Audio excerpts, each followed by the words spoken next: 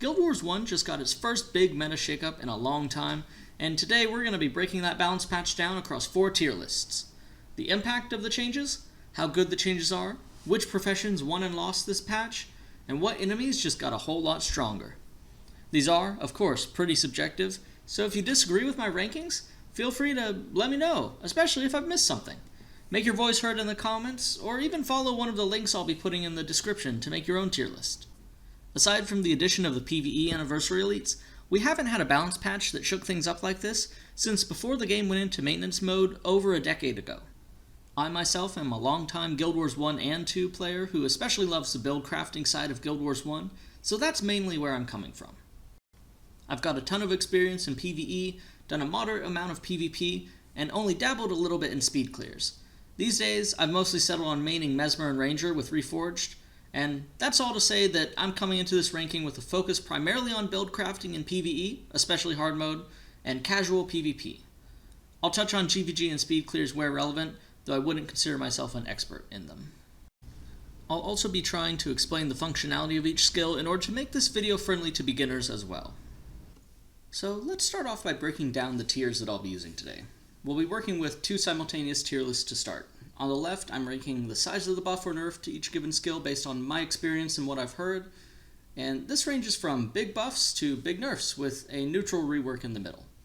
Both tier lists are of course quite subjective, as all tier lists are, but the one on the right is even more subjective, litigating how good the change is.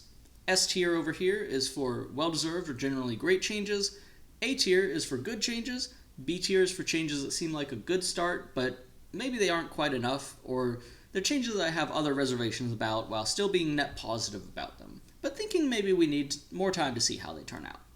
Shrug tier in the middle is for ones I either have no opinion on or I don't think I can speak to at all. C tier is for changes that are understandable, that is, they make sense within what appears to be the balance philosophy, but they either feel like undeserved changes or they leave an unfilled void that could pose a problem. D tier is for changes that are a head scratcher. Maybe they seem like very unwarranted changes, or it's otherwise unclear why the change might have been made. And finally, in the bottom tier, the why tier, we have changes that either catapulted something straight from being useless to being overpowered, or they're an unwarranted nerf with a litany of negative side effects. There's only a few that fall into the bottom tier, so you probably have a good guess already as to which ones they are. Now, let's get started with Assassin. First off, Beguiling Haze. This is an elite skill that shadow steps you to a foe and dazes them. The change reduced the energy cost from 15 to 10, and it's a moderate buff. This makes it a lot easier to use, less tough on the energy, and it makes it a little bit more worth taking.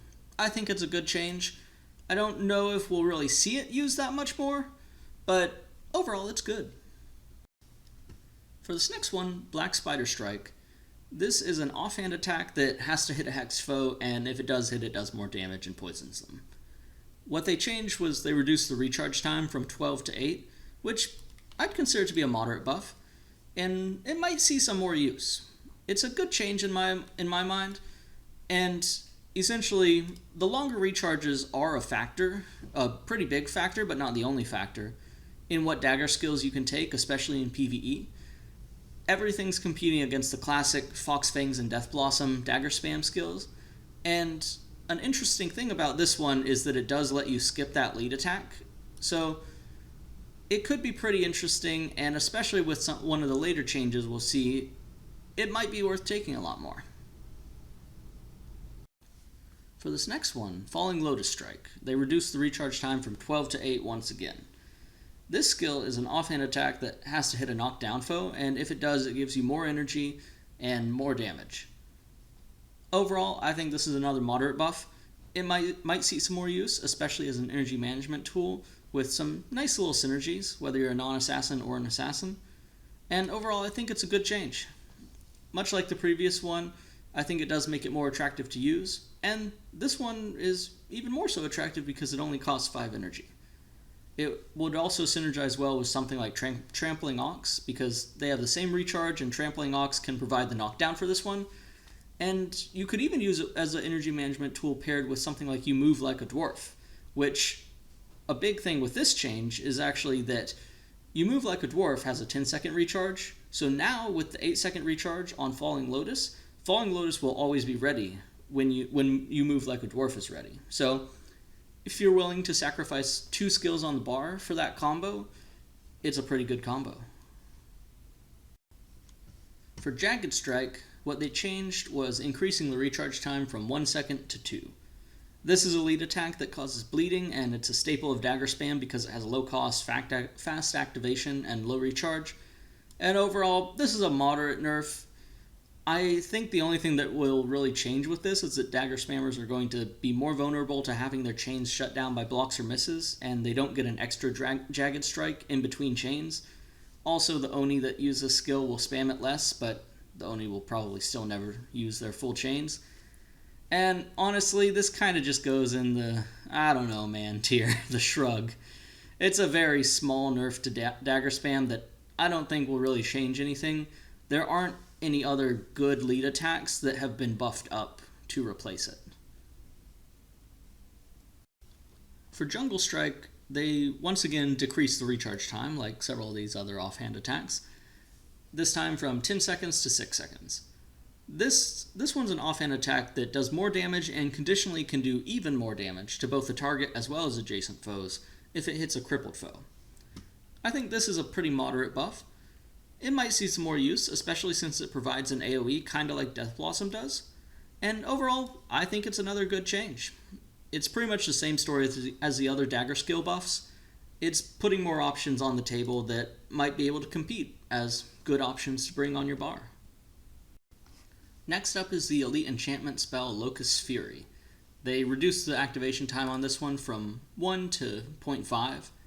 And what this skill does is it gives you a higher chance, a 50% higher chance, to double strike. It's another moderate buff to the assassin skills. Don't worry, not all the things on this are going to be moderate buffs. But unfortunately, this one doesn't really see much use anyways, and I don't think this will be enough to change it. Most dagger power is in the skills, not the base hits, and I don't really think this change will make anyone more likely to take it, but it is a step in the right direction. It's a good start, and I think we should wait and see. Mark of Insecurity had its enchantment and stance expiration increase reduced from 30 to 80 scaling to 20 to 60 scaling. It's an elite hex that causes degeneration and makes the foe's stances and enchantments expire faster. Honestly, I'd consider this a pretty big nerf. Even though 10 to 20% decrease, though of course it can scale further than that, it doesn't feel like much on paper. That's the difference between a lot of enchantments being effectively dead on arrival and lasting long enough to do their job. Though, honestly, I don't know if the skill is overperforming in PvP or something, so I'm putting it in the shrug tier. Seeping Wound had its energy cost reduced from 15 to 10, and its recharge reduced from 12 to 10. It's a short duration, half range, elite critical strikes hex, which is a kind of strange combination, that causes 33% slow and damage per second while suffering from a condition. Overall, I'd consider this to be a moderate buff. It might see some more use. I think the change, however, I think it's a good start, and wait and see. This skill wasn't a particularly impressive elite skill for its cost, and really would only be used in PvP, so we'll see if it being cheaper and recharging faster makes it used a little bit more. Way of the Empty Palm. This one has its effect duration reduced with a slight nerf going from 5 to 20 second duration to 5 to 15 second duration, but it did have a new functionality added in exchange. Now, in addition to making offhand and dual attacks cost no energy, they also recharge 25 to 50% faster scaling. This one is pretty interesting.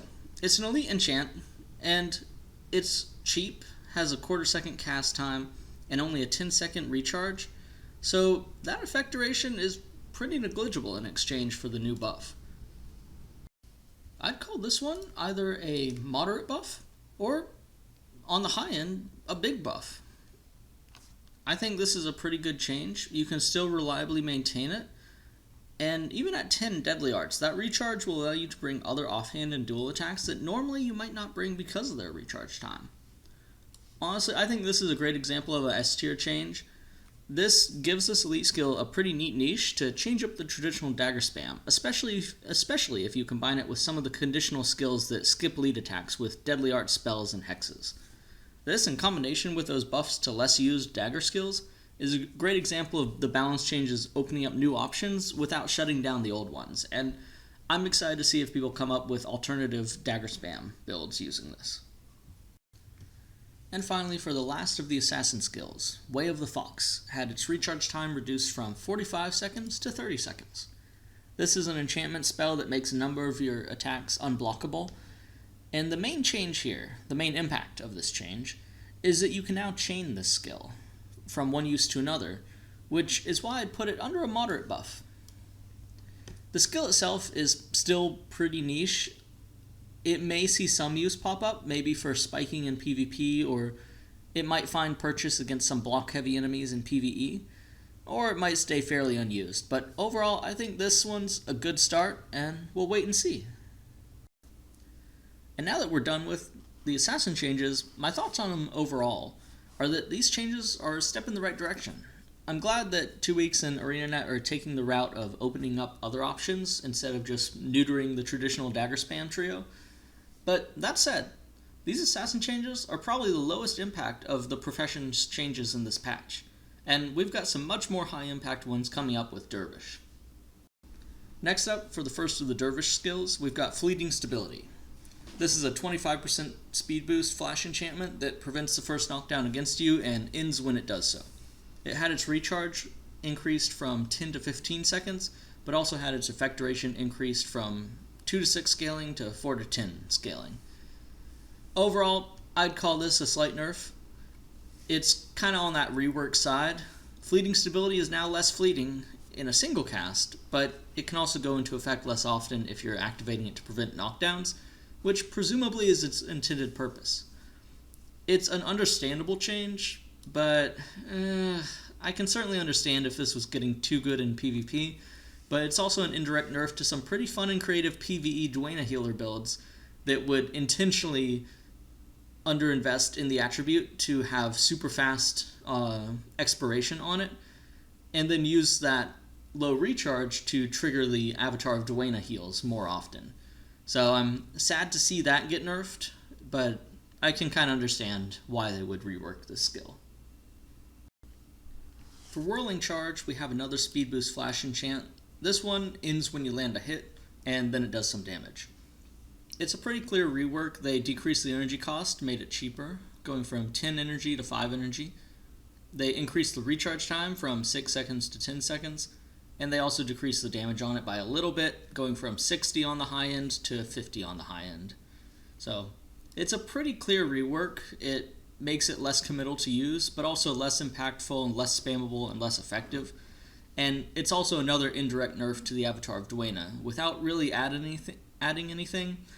And I don't really think the change was addressing a need, so that's kind of why I'm putting it in the understandable but tier. But we'll see. If you're looking ahead at these skills, you're probably wondering why I have a skill that wasn't actually changed on here. And in a vacuum, these two changes would be a rework, but in reality, those two previous ones are a substantial nerf to Avatar of Duena builds that spanned these short duration, short recharge flash enchants to give area healing, especially on teams with lots of pets or minions.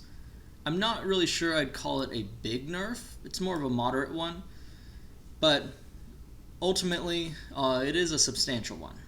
The context of this is mainly why I'm putting all these changes bundled together in C tier. It's entirely possible they didn't consider the impact on Duena builds with these two changes, but in practice they've nerfed a fun, super creative build that intentionally underinvested attribute points in some of the skills it was taking. That kind of build creativity, in my opinion, is what makes Guild Wars build crafting shine, and the build was never strong or overpowered to begin with, so I'm sad to see it nerfed, but on the bright side, I don't think that the build is dead. Pious Assault is a melee attack that strips the Dervish enchantment to do extra damage to adjacent foes and recharge faster, and it had that conditional damage increased from 10 to 30 scaling to 15 to 40 scaling. It's a moderate buff. I don't know that it was needed, because I feel like this skill is already fairly common, especially in Pious Renewal builds, but now it's a little bit better, so, like, I'm not complaining. I'm putting in the shrug tier. I'm not convinced the skill needed it, but it's a nice buff amidst a lot of nerfs for Dervish. And speaking of nerfs, Mirage Cloak. This one is a short scaling duration flash enchantment that gives scaling block chance and does damage to nearby foes when it ends. It's a Earth Prayers skill. It had its recharge increased from 10 seconds to 15 seconds, and its block chance reduced from 40 to 80% scaling to 30 to 60% scaling. And this one is a huge nerf. As a side note, for these top and bottom tiers on the tier list, I'm going to be ordering them within the tier, but I won't be doing that for the intermediate tiers. Previously, this skill was really OP at very high attribute levels, which you would get when fully buffed with cons like you would have in speed clears, and in those instances, that scaling would actually take it up to a 93% block chance on an enchantment that you could fully maintain, at least with an enchantment mod.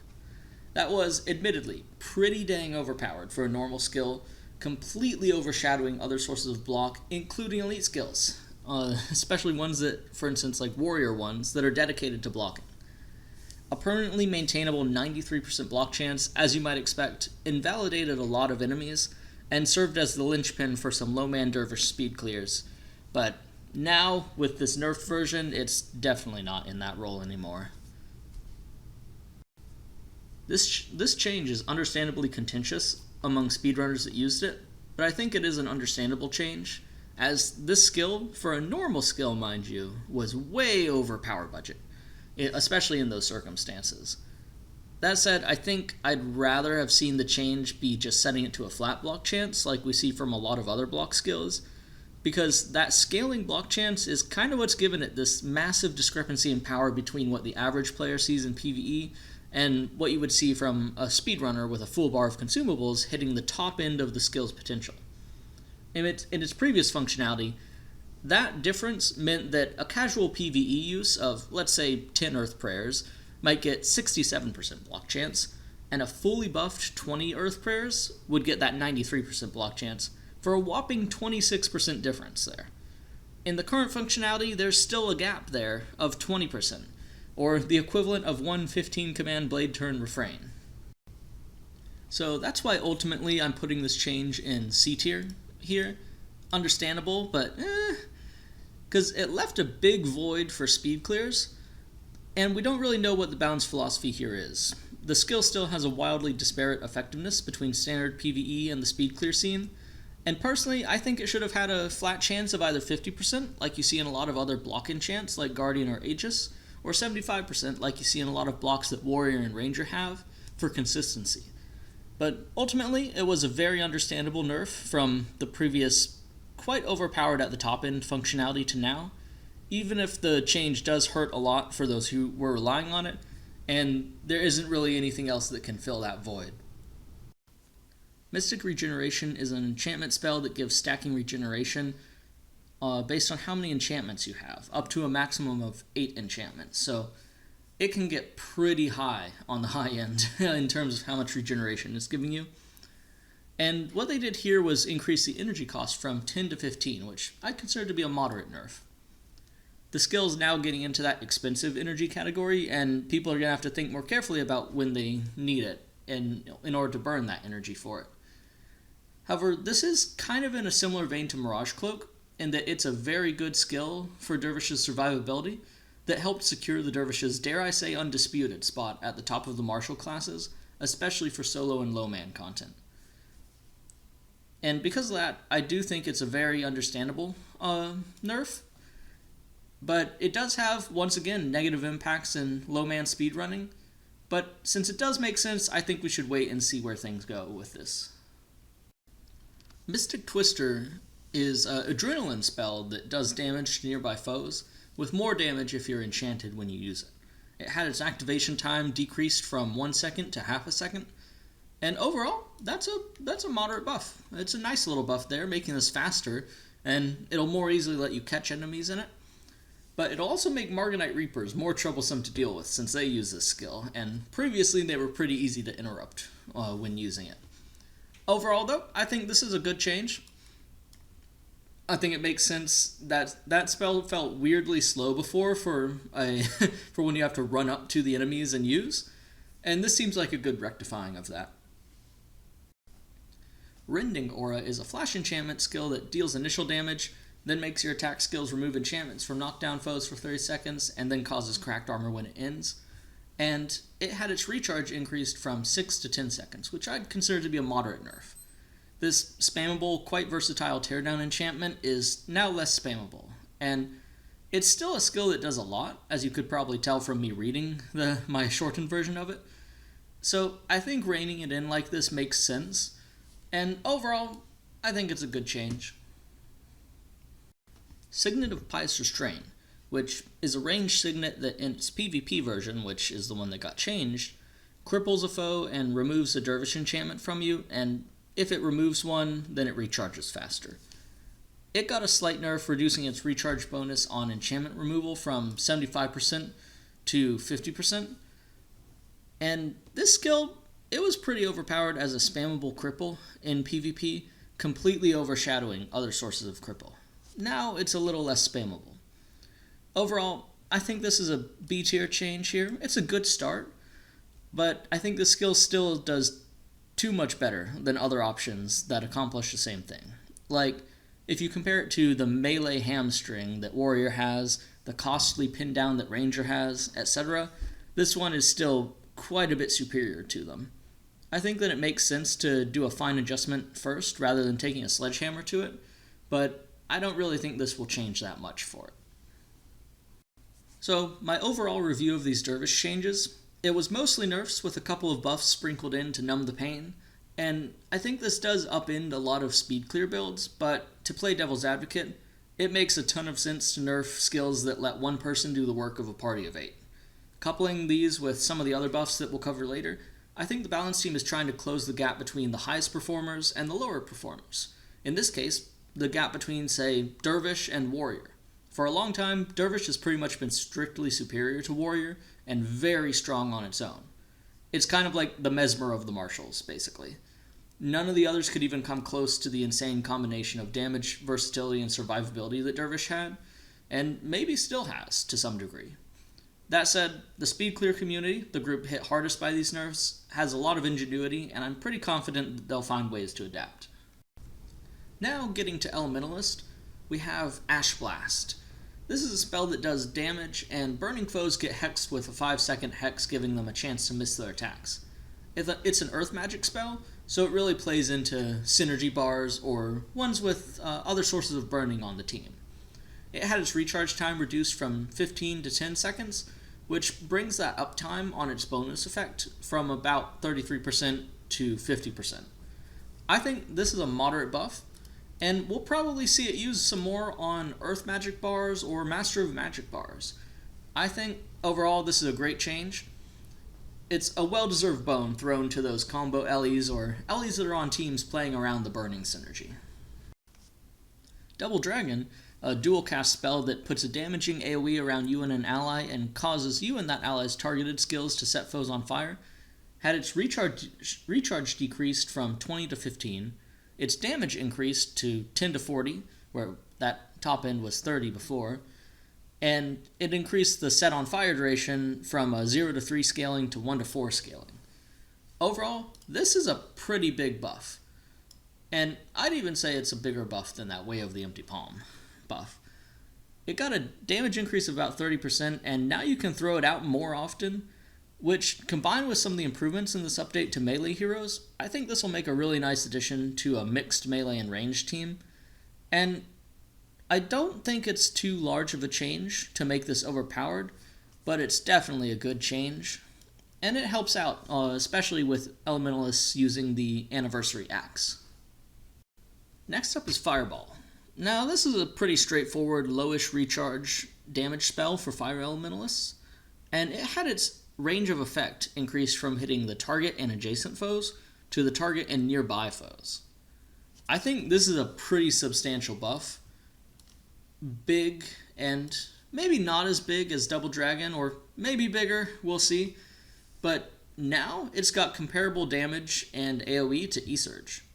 This also makes those Hydras in the Crystal Desert a big winner, as they'll be able to wipe clumped parties easier, and the Fire Imp from the Igneous Summoning Stone will now be even better at carrying low-level players since it uses Fireball.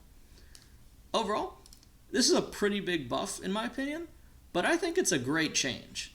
Fireball is a pretty slow cast spell at 1.5 second cast time that can't be sped up by fast casting on a Mesmer, and so this will be a really nice tool in the Elementalist toolbox to live up to that role of a damage-focused caster.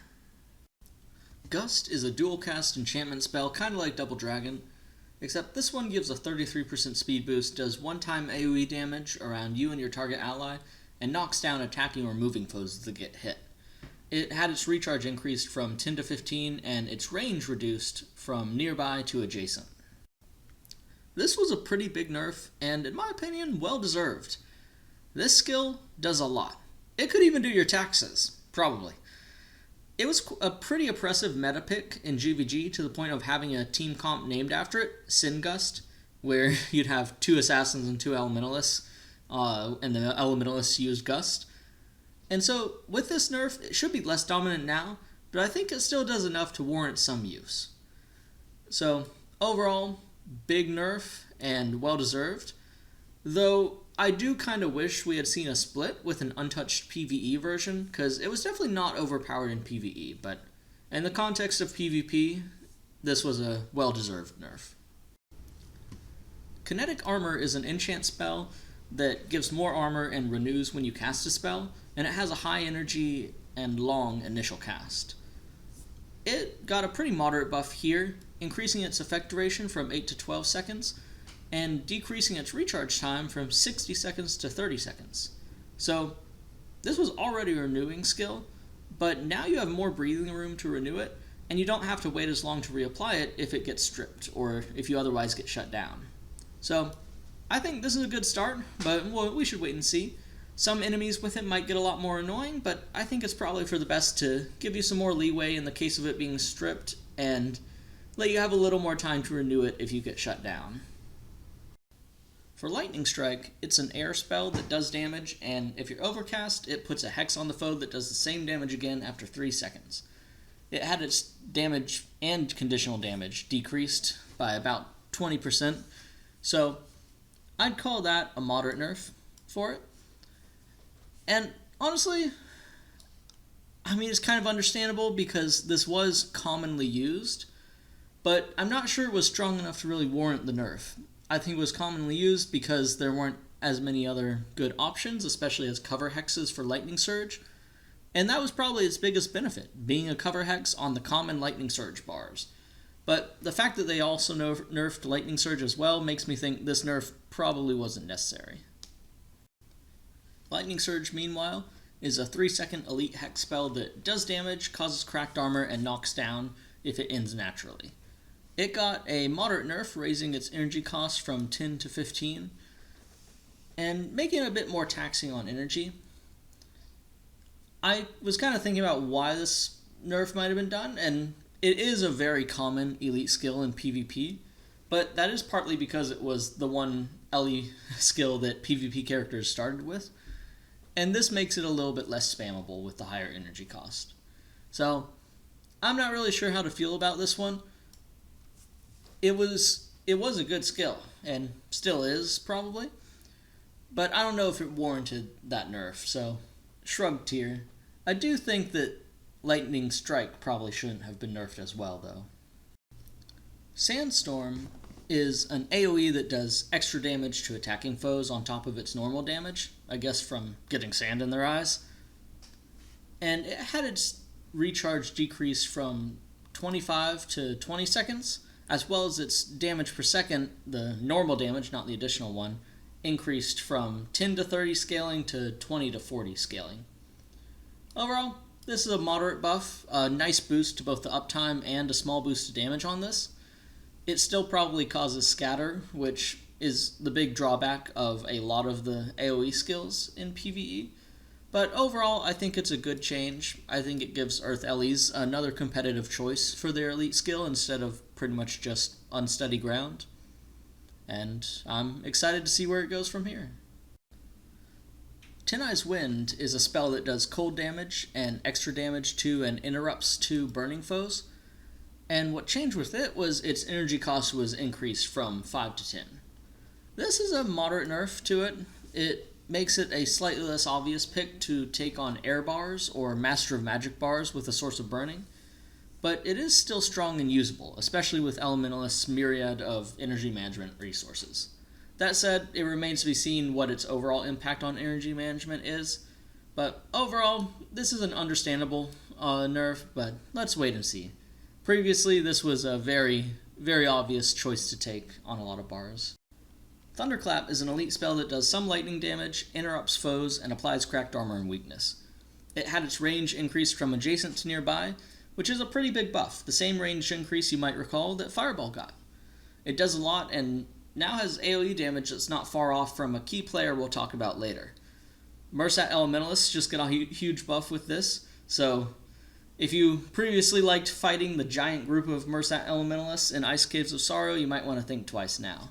But overall, this was a pretty big buff that puts Air Elementalists more on the map, and I think it's a great change. That's the last of the Elementalist buffs, but overall, Ellie was a pretty big winner here. It got some big buffs. The nerfs were more targeted and limited to pretty much that one air bar that you would see in PvP, and I think we'll be seeing more Ellie heroes put to work in PvE with these other changes. A common through line in this patch is closing the gaps between the highest performers and everyone else, and these changes should do a good job of uplifting Ellie to rise to the level that Mesmer's been at. Now, as someone who has lately been a Mesmer main, this next section was quite interesting to read through. The first one, Arcane Conundrum, had its recharge increased from 20 to 30 seconds. This is a hex that doubles cast time for the target and adjacent foes, and gives you energy when it ends on each one. This I'd call a moderate nerf. One thing to keep in mind with all these Mesmer skills is that their recharges in PvE are effectively halved most of the time. So it's more like this going from a 10-second recharge to a 15-second recharge. There will now be a lot less overlap time on it. But overall, I think this is a good change. It was a very powerful spell for hybrid or illusion Mesmers, although the nerf does feel like it may be a bit much for PvP where you didn't quite get that same value out of it, and where Mesmer also doesn't have the reduced recharge from fast casting. But for PvE, good change. Auspicious Incantation, which is a 20-second enchant that gives you energy back based on your next spell's energy cost in exchange for disabling that spell for a bit longer, had its recharge reduced from 25 seconds to 20 seconds. This is a slight buff. I think that it'll make it a little bit more attractive for energy management in some builds, and you now can also chain it instead of having 5 seconds of dead time between expiration and recasting. I think it's a good start. The next illusion magic skill to be nerfed was Clumsiness. This is a short hex on the target foe and adjacents, and if they attack while it's up, their attack is interrupted and they get damaged. It had its recharge increased from 8 to 12 seconds, and its damage reduced from 10 to 92 scaling to 10 to 80 scaling. This I consider a moderate nerf to it. It's significantly less spammable now, but not completely dead, and also that damage was reduced on the high end there. However, the actual change was a bit of a head scratcher to me, and I'll explain why. To be honest, when I read this, I was a little surprised because Clumsiness is not a skill that typically makes it onto the Mesmer bars. It's not one I generally think of as a stronger illusion magic skill, partly because it has a higher energy cost of 10 than Wandering Eye. When I saw that Mistrust and E-Surge were getting nerfed, which, spoiler alert, I guess we'll get to those shortly, I was honestly expecting a nerf to Wandering Eye as well, which is kind of Clumsiness but better, and Wandering Eye is one that makes it onto the illusion bars pretty much always. This nerf does bring Clumsiness's recharge to the same as Wandering Eye, but it leaves this costing twice as much energy as Wandering Eye, and the difference between them being that with Wandering Eye you get more damage, but with Clumsiness you interrupt more attacks. It's normally auto attacks that get interrupted, and those aren't a big deal, so I don't really think this nerf was warranted. To be honest, I think Clumsiness should have stayed as is, but Wandering Eye probably should have had a nerf, which it doesn't. Conjure Phantasm. This one is one of the first Mesmer skills that you get in pre-searing, and it's a simple hex that causes 5 health degeneration on the target, and only the duration scales. The change was increasing that scaling duration from 2 to 16 to 4 to 18, and I'd call this a slight buff. I don't think it moves the needle in the big picture, but it will make that first hour of pre-searing Mesmer's lives a little easier, and puts a big Max Bull, old Max Bull, as a big loser. But overall, I think it's a good start, so let's wait and see. Crippling Anguish is an elite hex that slows the target down and causes some scaling health degeneration, and it had its PvP version buffed with the energy cost going from 15 to 10, and the health degeneration scaling increased from 1 to 5 to 2 to 6. Overall, I also think this one's a slight buff. It's not a huge change, it makes it a lot easier to afford, and so we might see it more now, but it's competing against a lot of other good options for elites. Overall, I think that it's a good change, and it will potentially bring it back into the light, but we'll have to see. This next one is a pretty big one, Cry of Frustration. This is an interrupt spell that if you interrupt the target, it also interrupts all foes in the area and does damage to them. It had its recharge increase from 15 to 20, and its AoE damage to all except the target reduced from 100% of the listed value to 75% of the listed value. And I'd call that a moderate nerf overall. It's less spammable now and less damaging, but it still retains its main benefit as an AoE shutdown. That said, now it won't be out-DPSing a lot of the actual damage skills while doing that. If this was only the damage nerf, I'd put it under slight nerf, but the extra recharge kind of warrants it that moderate nerf label, especially when you consider PvP, where Mesmers don't have the extra recharge reduction from fast casting. This is a pretty well-deserved change, to be honest. This was one of those 3 skills, E-Surge, Cry of Frustration, and Mistrust, that essentially put Domination Mesmers far and away superior to everything else in PvE, and in practice, as a Mesmer, I was almost always taking this, even if I wasn't putting any points into Domination, because it's that good. It previously had the power level of an elite skill in a normal skill, and now it feels like it's more balanced for its position as a normal skill, especially when you compare it to something like Thunderclap that's more spammable, now has the same AoE interrupt range, but also has some extra effects in addition to the damage. Enchanter's Conundrum is an elite hex spell that makes foes cast enchantments a lot slower, and it also does a pretty high initial damage to them if you use it on unenchanted foes, and it does that damage in an AoE. This overall is a pretty moderate nerf to it. They changed the AoE damage from 100% to 75%, kind of staying in line with a lot of these other Mesmer AoE damage changes they're making. I think they just did this for consistency. Since it wasn't a very commonly used spell, I think the only place I ever took it really was when vanquishing the Deldrimor Bowl to make those Aura of Faith centaurs a little easier. But the Corn Seers in Corna are now going to be a lot less dangerous to clumped parties. And overall, I'd put this change in C tier. It's understandable, but I don't think this skill was widely used enough to really warrant a nerf. Energy Drain. This one is an elite spell that makes a foe lose energy, and you get 3 energy back per point of energy the foe loses.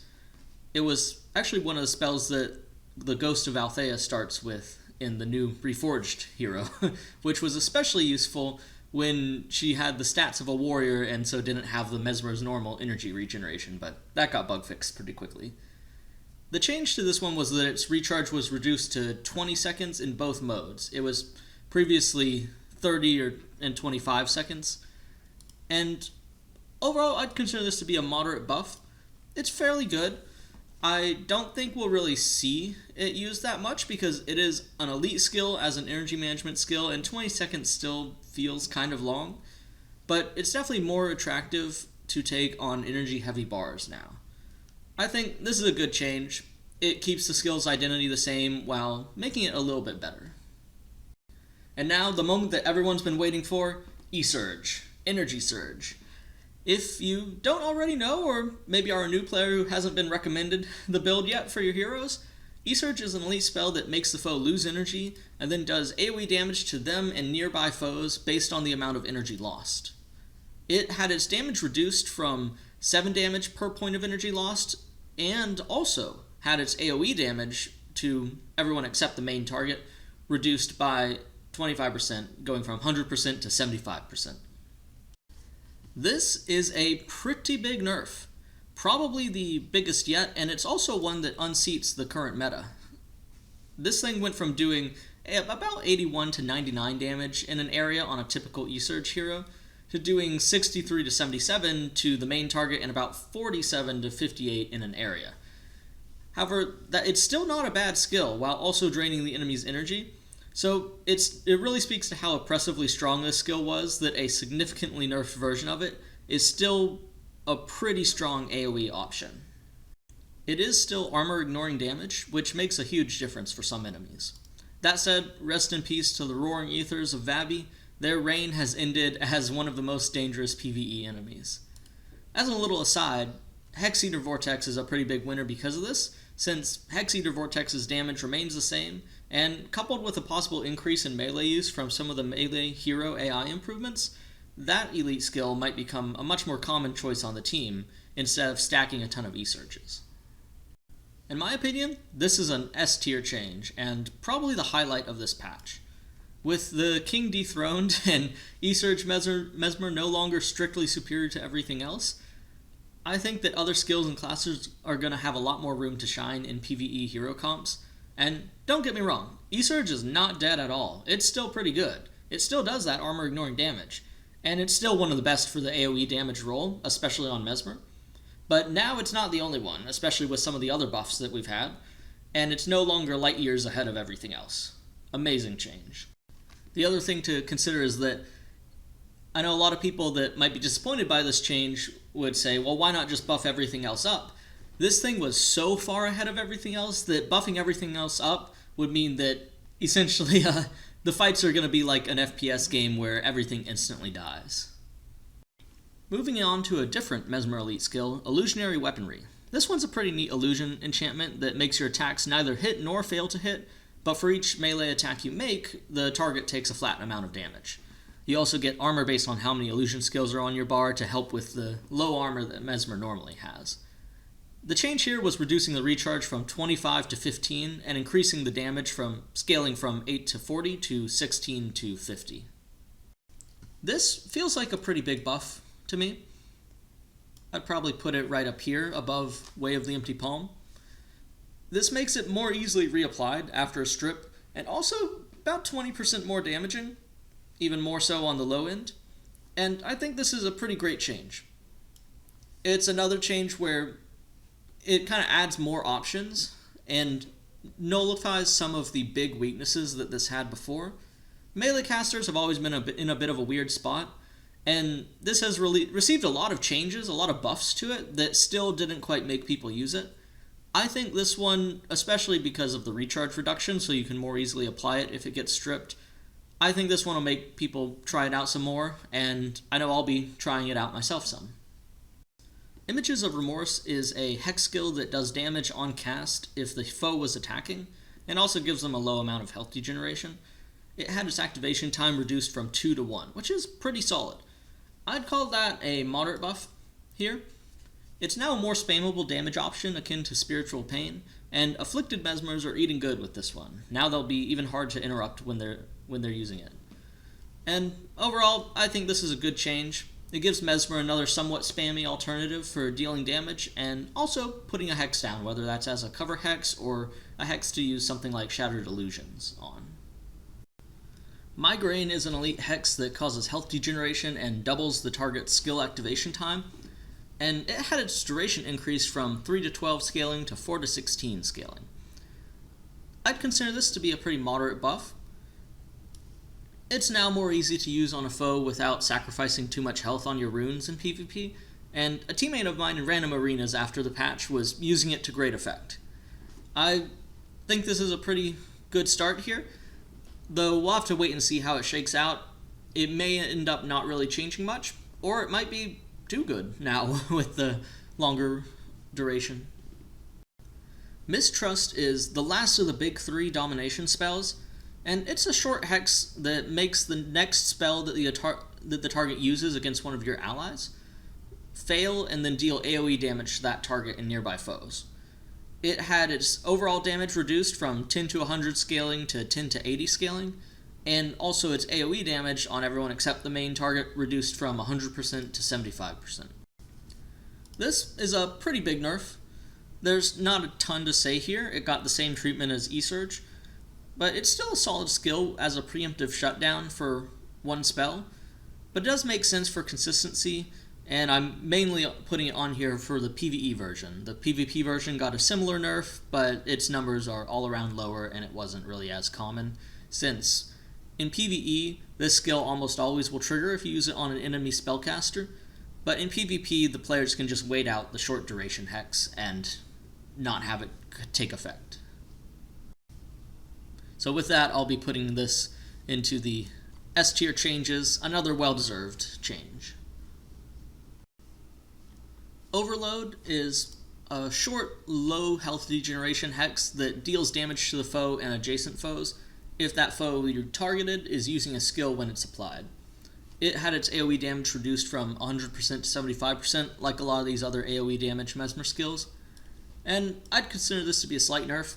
Like in Enchanter's Conundrum, I think this was mostly just a consistency change. It was reducing the overall armor ignoring AoE damage that Mesmer has access to, but this skill's main purpose is as a cover hex or as a feeder hex, and that is still intact, and it still does the full single target damage.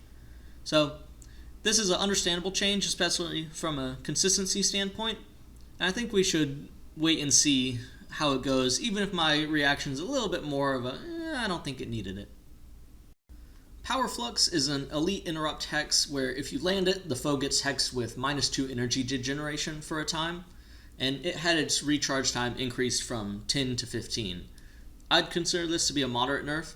This was likely a more PvP focused nerf because you don't care as much about the enemy's energy in most of PvE.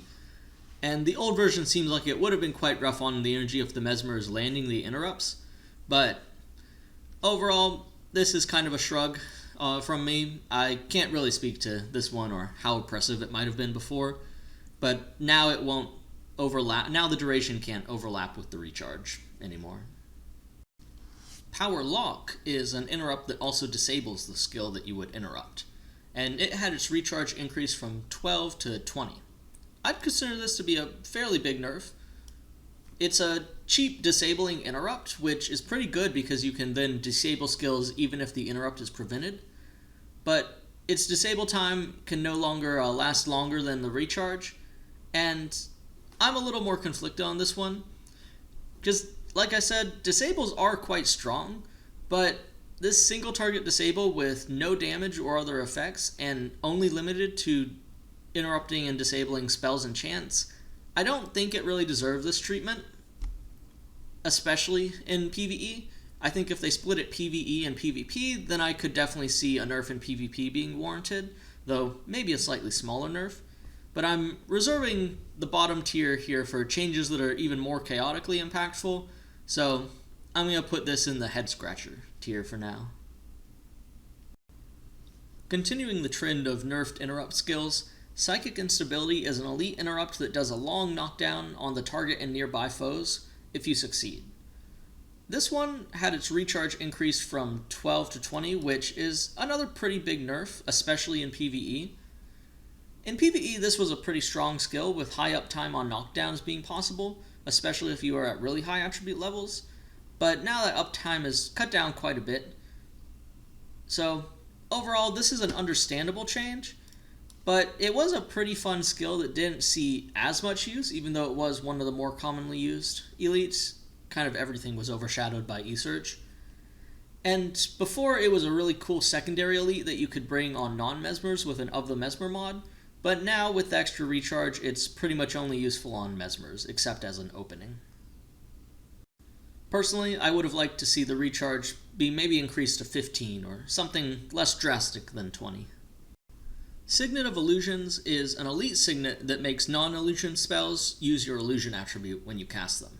It had its functionality changed here, where previously it was your next 1 to 3 spells use your illusion attribute. Now it's your next 1 to 3 non-illusion spells use your illusion attribute. So you can't waste those charges on illusion magic spells. I'd call this a either moderate buff on the high end or big buff, probably leaning towards big buff, because it does solve one of the main problems with this skill, and it means less recasting, less counting, and an easier time throwing copied spells back at the enemies. I think this one is a pretty great change. These Signet of Illusion builds were pretty clunky before, even if they were kind of fun to use with the whole taking classes from other professions and using them with your high attribute in illusion. And now I think it'll be a lot less clunky and even more fun. Shattered Illusions is a spell that removes a Mesmer Hex to do damage to the foe and adjacents, and it had its AoE damage reduced from 100% to 75%, like all those other Mesmer AoE damage reductions. I'd consider this to be a slight nerf. It is a consistency change, but it's a quite substantial hit to pre-searing Mesmer's direct damage options, and because of that, and because this already required you to get rid of one of your hexes on the foe in order to trigger the damage, I think it's an understandable change from a consistency standpoint, but I don't think the prior power level of this skill warranted a nerf, especially given that you had to remove a hex to actually use it. Signet of Humility is a hex that disables the target's elite skill and also disables your non-Mesmer skills as a little trade-off, and it had that trade-off reduced from 10 seconds to 4 seconds. So overall, this is a slight buff. You likely wouldn't be using a ton of non-Mesmer skills with this to begin with, but now at least you have the option to without completely shooting yourself in the foot. And I think this is a good change. I think it'll lead to some more build variety, where you can still take this, especially in PvP, even if you generally aren't going to use it in PvE, though there might be some instances, such as PvE bosses, where it would be worth taking there. Tease, meanwhile, is a pretty rarely seen elite interrupt spell that functions kind of like Cry of Frustration in that it interrupts a foe and, if successful, interrupts all foes in the area as well. But instead of doing damage like Cry of Frustration does, it steals energy from everyone that gets interrupted by it, or rather all the foes in the area, even if they were not doing anything that got interrupted. It had its recharge increased from 15 to 20, which I'd say is a moderate or slight nerf, and probably more of a consistency change, putting it at the same recharge as Cry of Frustration and Energy Drain. But that said, I don't think this nerf was warranted, because Tease has never really been used that much. It's certainly not what I would call overtuned, and it's a head scratcher for me. It is consistent in terms of recharge time with some of those other interrupts, but I think its elite status warrants something more than what the non-elites it was nerfed to match have.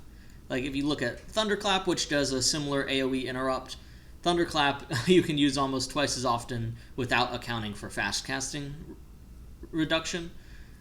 If you account for that, then it does bring it to be the same, but this is both PvE and PvP for this change. Moving on to another high-profile change here, Wastrel's Demise. This one is a hex that does increasing damage each second for up to 5 seconds, but it ends if the target uses a skill. It had its recharge increased from 3 seconds to 5 seconds, and despite the PvE tag in the patch notes, that's actually for both PvE and PvP. This, overall, I would consider to be a big nerf. Farming that uses a skill just got slower and more tedious without changing that much else, and now you can't spam it onto enemies as fast for overlapping effects, especially if you're not a Mesmer primary. I can definitely understand how they got to this change, because in PvP it was one of a couple skills that were used to be pretty oppressive on a domination Mesmer, but I don't think this change was really necessary, especially in PvE.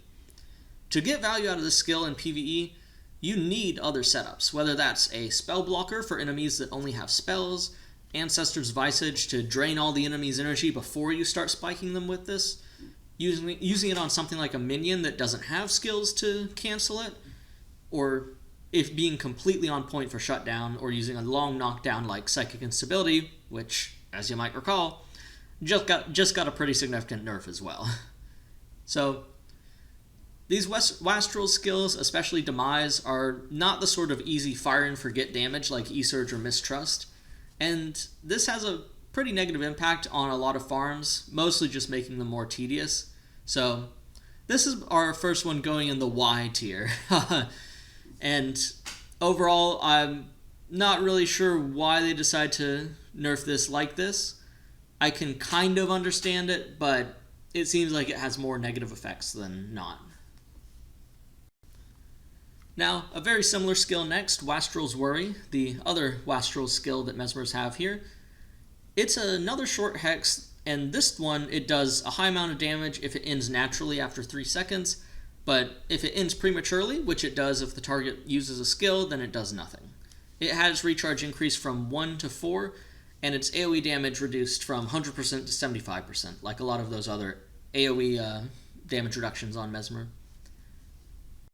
I think this is a pretty big nerf, comparatively higher than the one to Wastrel's Demise, but I do think this is a more understandable nerf, because it is a big hit to the pretty oppressive PvP domination Mesmer, and this was a very annoying spammy skill in PvP that ended up quite oppressive since it could be reapplied the moment that the target clears it.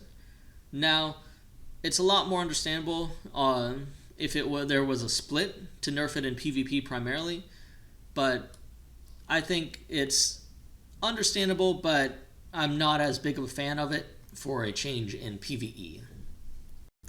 This patch was a pretty huge loss for Mesmerway, but that's a good thing. It might be a bit of a hot take, and there were substantial nerfs to all the different high damage AoE armor ignoring skills it had, but I think this is a really healthy change for the class and the overall meta. This is probably the biggest meta shakeup we've received in over a decade. Mesmer's key shutdown abilities still remain intact, but now Mesmer's damage won't vastly overshadow other damage casters. I've been a Mesmer main myself lately, starting about a few months before Reforged, and one of my biggest gripes with the class was how meta-defining E-Surge was. E-Surge, E-Surge, E-Surge. So oftentimes, the answer to what should I put on the team was another E-Surge hero. It was very unhealthy for build crafting and balance, and anytime you set out to make a creative team, especially something with more non-Mesmers, you knew it would be strictly inferior to a standard Mesmer way that stacks as many Mesmers on the team as possible. So, overall, I think most of these nerfs were great. A few in the bunch seemed like either unnecessary or overkill, but I think we'll now see maybe 1 or 2 Mesmers in the team, and in a more shutdown-focused role, rather than all the team being Mesmers with a damage focus. Now, combining this with other buffs that happened in this patch to other classes, I think other caster classes will get a great chance to shine, with E-Surge finally dethroned. Starting with monk skills now, we have Balthazar's Aura. This is an enchantment that does damage to foes adjacent to the enchanted ally. It had its energy reduced from 25 cost to 15 cost, a pretty huge energy cost reduction, and its activation time reduced from 2 to 1, as well as its recharge time reduced from 25 to 20, and its damage increased from 10 to 25 scaling to 10 to 30 scaling. This is a very big buff to this. It's being buffed in all aspects of the skill, and I think this skill was pretty much unusable except in very specific uses before, and now it'll probably be a pretty common sight for smite builds and farming builds. I love it, and I think this is a great change. I think this skill, it cost way too much at 25 energy, and now it's actually worth taking. The next one, Cure Hex. This is a spell that removes a hex and heals one if it removes successfully. It had its heal amount reduced from 30 to 120 scaling to 30 to 100, which I think is a slight nerf. This was one of those must-take skills for Monk, at least in PvP, before, and now it's still strong, but it's less of an instant pick with a little bit less healing, so I think this is a good, healthy change. Next up, in a similar hex removal role, though more pronounced, is the elite spell Divert Hexes. This one removed up to 3 hexes, and for each one removed, also removed a condition from the ally and healed the ally. It had its recharge time increased from 5 seconds to 8 seconds, and its activation time reduced from 1 second to 0.75 seconds. I'd consider this to be a rework leaning towards a nerf. You'd see this most in PvP or in very hex-heavy PvE areas, and you're now less easily interrupted when using it, especially in PvP, but you don't get as frequent access to the main hex removal and healing that this spell offers. So, overall, I think this is probably a healthy change, but let's wait and see. Guardian is an enchantment spell that gives an ally 50% block chance for a short duration, and it had its recharge time increased from 4 seconds to 6 seconds. This feels like a fairly big nerf to it. That 50% increase in recharge time makes it significantly harder to layer and reapply this enchantment without gaps, especially in PvP. This would usually be seen in PvP on either prop monks or hybrid monks, and now when using it you'll be more vulnerable and you can't throw it out as freely. That said, with PvP in mind, I think it's a good start. I played a fair bit of random arenas with this, and it did have a lot of self-survivability when you could use this to foil martial attackers, but nerfing it in PvE where it was not nearly as bad seems like a bit much. I would have preferred to see a PvP split, but overall, with PvP in mind, I think it was a good change. Healing Burst is an elite healing spell that gives a big heal to the main target and then gives double divine favor healing to all party members that are in earshot of the target, at the cost of disabling your smiting prayers. It had its recharge time increased by 50%, going from 4 seconds to 6 seconds, and its healing amount was adjusted from 10 to 160 scaling to 20 to 120 scaling. This, on paper, sounds like a big nerf.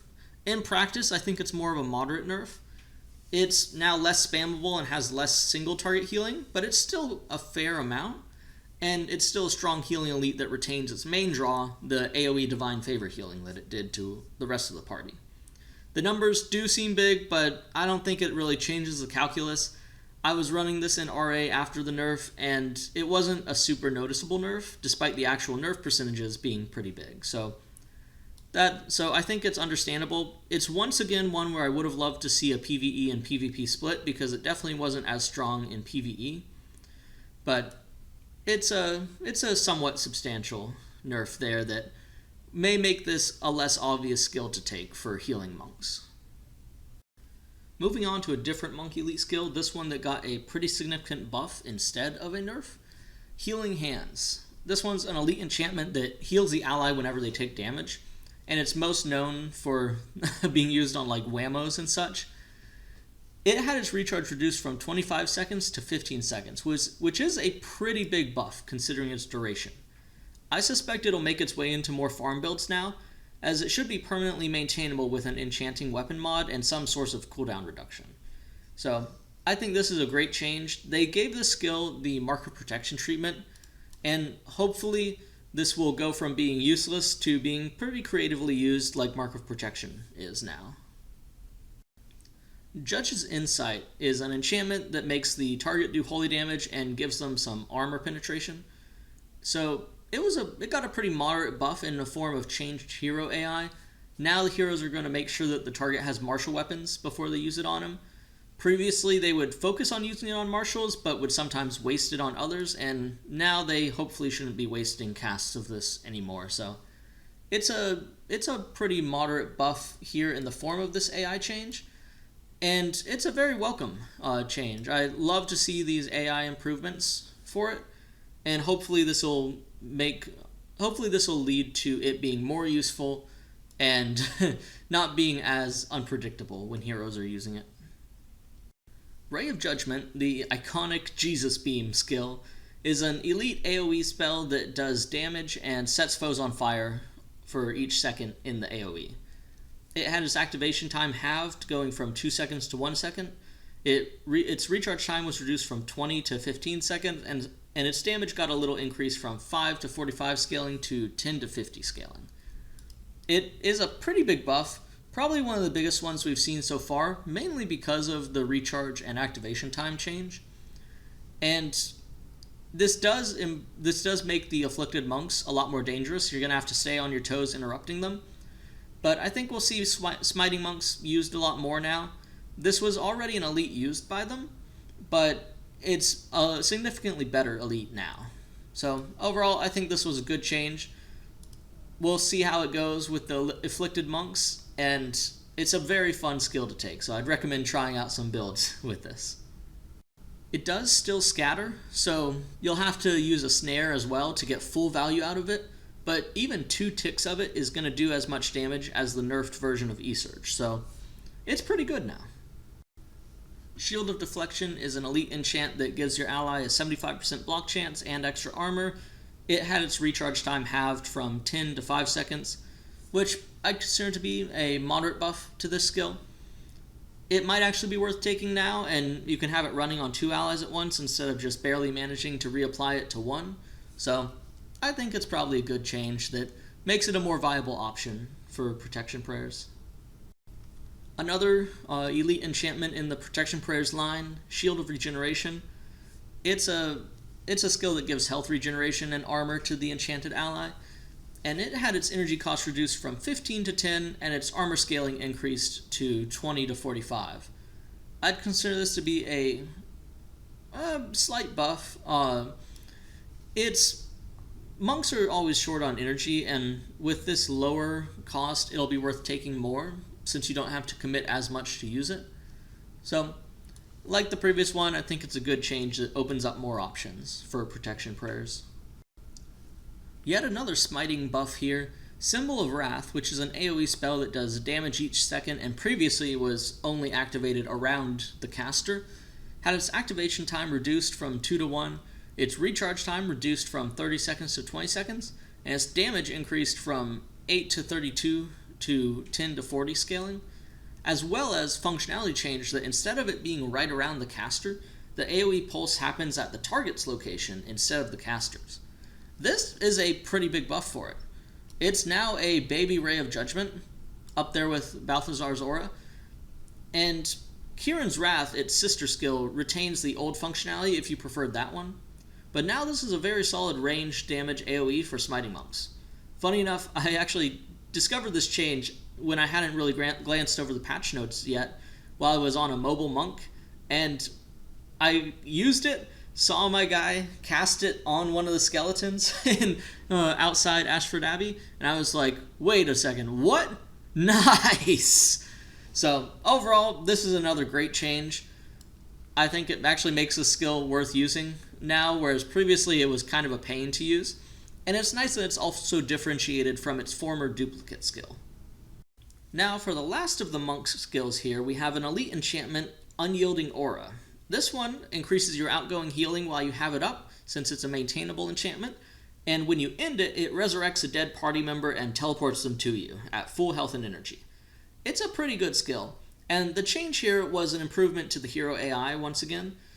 And for this one now, if you have multiple heroes on the team that have it, they'll actually have a priority list for who will remove it first if a party member dies. The ones that have lower healing prayers or divine favor attributes, so the ones that are not healers, are going to remove it first for that resurrect effect, so that the monks that are using it to boost their healing can keep it on them longer. So overall, I'm not really sure how common of a situation it was to have multiple heroes on the team with this, but it's a welcome change. It'll make it a lot better for when you do have multiple heroes using it, especially if maybe one of them grabs it with Arcane Mimicry. And I think that these hero eye changes, like I mentioned before, are a way of making a lot of skills better, even without changing them on paper. So, great change once again. This, I'd put it as a moderate buff and a good change or great change, even if it might be pretty low impact. Monk overall is a fairly big winner in this patch. A few PvP overperformers in the healing and prot space did get reined in, but I think we now have some more viable options in general, especially in PvE, and Smiting Monks got huge buffs. Smiting Monk was pretty weak before, and I still liked including a Smite Monk, usually a hybrid one, on my hero teams, but now, as long as you can keep the enemies from scattering with snares or something, I think we'll see these being a lot more common on hero teams as a strong damage caster that can also spec into a little bit of healing and protection kind of stuff. Next up is Necromancer, and we're starting off with a bunch of changes to the minion skills. These skills are all ones that summon a minion from a fleshy corpse, and they all got pretty big buffs. Animate Bone Fiend had its energy cost reduced from 25 to 15 and activation time reduced from 3 to 1. All of these actually had their activation time reduced from 3 to 1. Bone Horror also had its cost halved from 10 to 5, so that'll be a lot stronger in pre-searing now. Minions had its cost reduced from 15 to 10. Flesh Golem just had the activation time reduction, but that's still quite good. The Shambling Horror had its cost reduced from 15 to 10 once again. And Vampiric Horror was another 15 to 10. So, Necro already had great energy management from Soul Reaping, but now you can summon far faster, and Necros are actually the fastest summoners now. Previously, Mesmer was actually the fastest summoner because of fast casting affecting the animate skills, but now that these skills are below that 2-second activation time threshold, Necro is actually going to be the fastest one, especially a Necro with a Bloodstained insignia that further reduces the time it takes to use a corpse exploitation skill. So, you'll spend a lot less time as a Minion Master Necro waiting for your waiting to cast. If you're using a hero, you'll spend a lot less time waiting for them to catch up to the group after they summon something. But overall, I'm putting these changes in the B tier. I think they're a good start. I am a little concerned that the super fast casting of these skills is going to be too much in PvE, especially against Minion Master enemies. A big part of the counterplay was being able to interrupt those in that long interrupt window you had from the summoning, but foes, especially in hard mode, will now be summoning stuff almost instantly, and it'll make anti-summon skills like Spiritual Pain, the Verada skills, or Holy Damage a lot more necessary in areas with enemy Minion Masters. For Flesh Golem using foes like those in the Deep, or the one boss that has it in the Jade Brotherhood area, it won't really even be worth trying to kill the Golem because they'll instantly resummon it. Personally, I think that a 1.5 second cast time would have made more sense since it would still allow for that interrupt. But overall, this is a good change, great for Necros, and I think let's wait and see.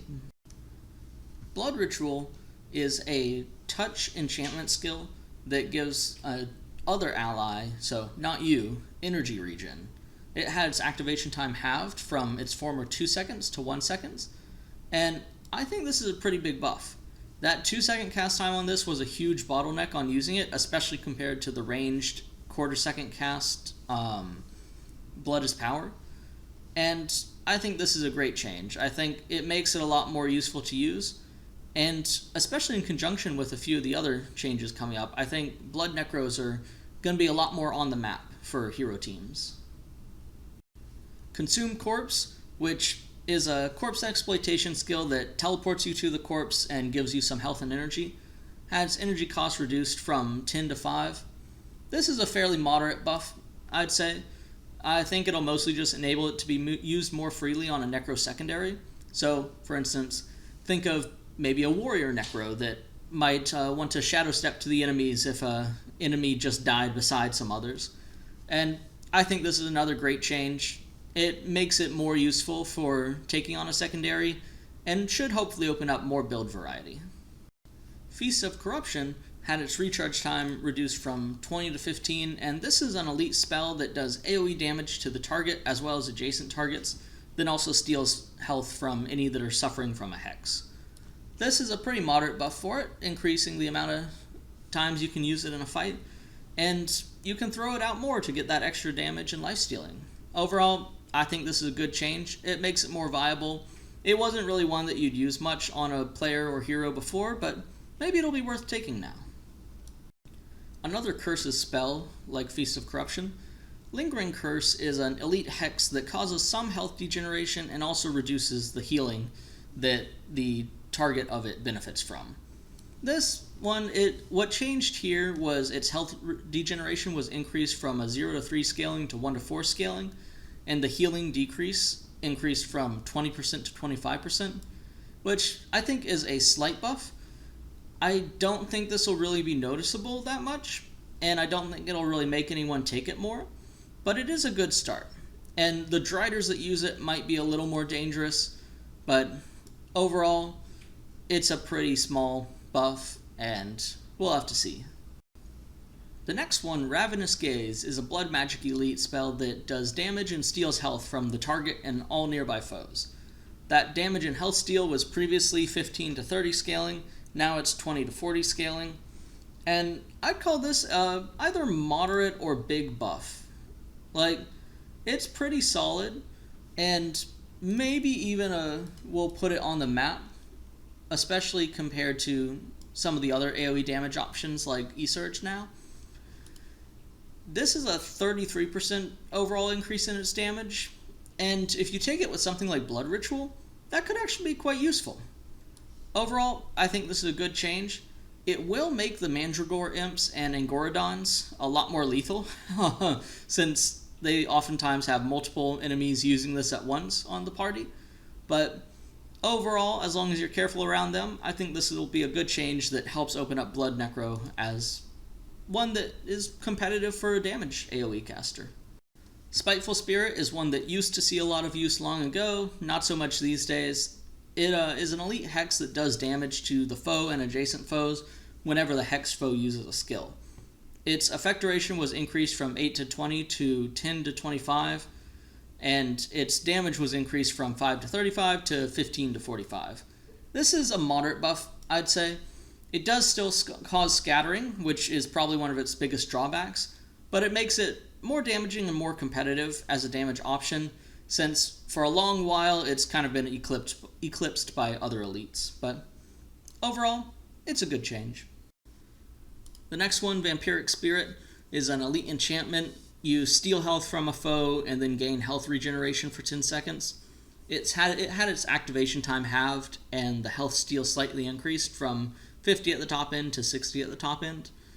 It's a moderate buff, once again, to a lot of these necro skills. It's still just a single target life skill with health regen afterwards, but I think this will mostly make those manted necromancers a little more annoying to squash, probably without really making anyone else take it. I think it's a good start, but let's wait and see. Virata's Gaze, this next one, actually got a pretty significant change here. It got both a AI adjustment and a buff to it with a added functionality. Now, if you use it on a Masterless minion, it'll heal that Masterless minion, and also with the hero AI, they'll now skip low health minions that are about to die and prioritize the highest health minions. So, this skill that lets you break the bond of a minion with no master or take over a Masterless minion is now a lot better. It usually goes in conjunction with something like Malign Intervention that summons a Masterless minion when a foe dies. But I think this is a good change, a fairly big change to it, and it's a pretty welcome change too that lets Masterless minions be a little bit more of an interesting mechanic. Continuing on, this one, another elite skill, Whale of Doom, is a short elite hex in the Soul Reaping line that basically sets all the target's attributes to 0 for the short duration. Previously, that duration was about 1 to 4 seconds scaling. Now it's 2 to 6 seconds scaling. This is a pretty moderate buff, I'd say. This is the type of skill that you'd primarily see more in PvP. In PvE, it might tip it over the edge into being good for slapping it on a boss or a potent healer enemy. But overall, this is about 50% more uptime increase, and I think it's a good start. There is a possibility that it could be a little bit too good now in PvP, but we'll wait and see. This next one, and the last of the Necro skills, is Weaken Armor. This one's a pretty spammable skill that gives cracked armor to the target and adjacent targets. And the change here was reducing its activation time from 1 second to half a second. It's a pretty moderate buff, I'd say. It though I think it might be a bit unnecessary. It's still a less useful condition than you'd get from Enfeebling Blood's weakness, but now it'll come out faster and be harder to interrupt. And a big winner here are those Devourers in Ascalon. Overall, I don't dislike the change. It is a nice buff for Necros, but I kind of am a bit confused as to why it happened, since its sister skill, Enfeebling Blood, still does have the same cast time, and this was still worth taking, especially in a team that needed cracked armor. So I'm a little surprised that they gave it this buff without also changing Enfeebling Blood, but we'll have to see how it goes. Necro as a whole is a huge winner for this balance patch, more so even than Monk so far. I didn't even catch a single nerf in those Necro changes. I think this will make Necrocasters feel a lot less slow, while also making them a lot more competitive and versatile in team comps. Moving on to Paragon next. The first Paragon skill change was Aggressive Refrain, and this is an echo that gives you 25% attack speed at the cost of 20 reduced armor, and since it's a refrain, it reapplies whenever a chant or shout ends on you. Its energy cost was reduced from a whopping 25 to now 15, and its activation time was reduced from 2 to 1. Honestly, I'd call it a moderate buff. Usually you weren't reapplying this much, because it can't get stripped as an echo unless you just fail to use a chant or shout that ends within the time frame. And this mostly just makes it easier to set up, but it was already a set and forget kind of refrain. That said, I think this is a great change. I think it just makes the player experience with it a little bit better, and that 25 energy and long cast time before was kind of tedious.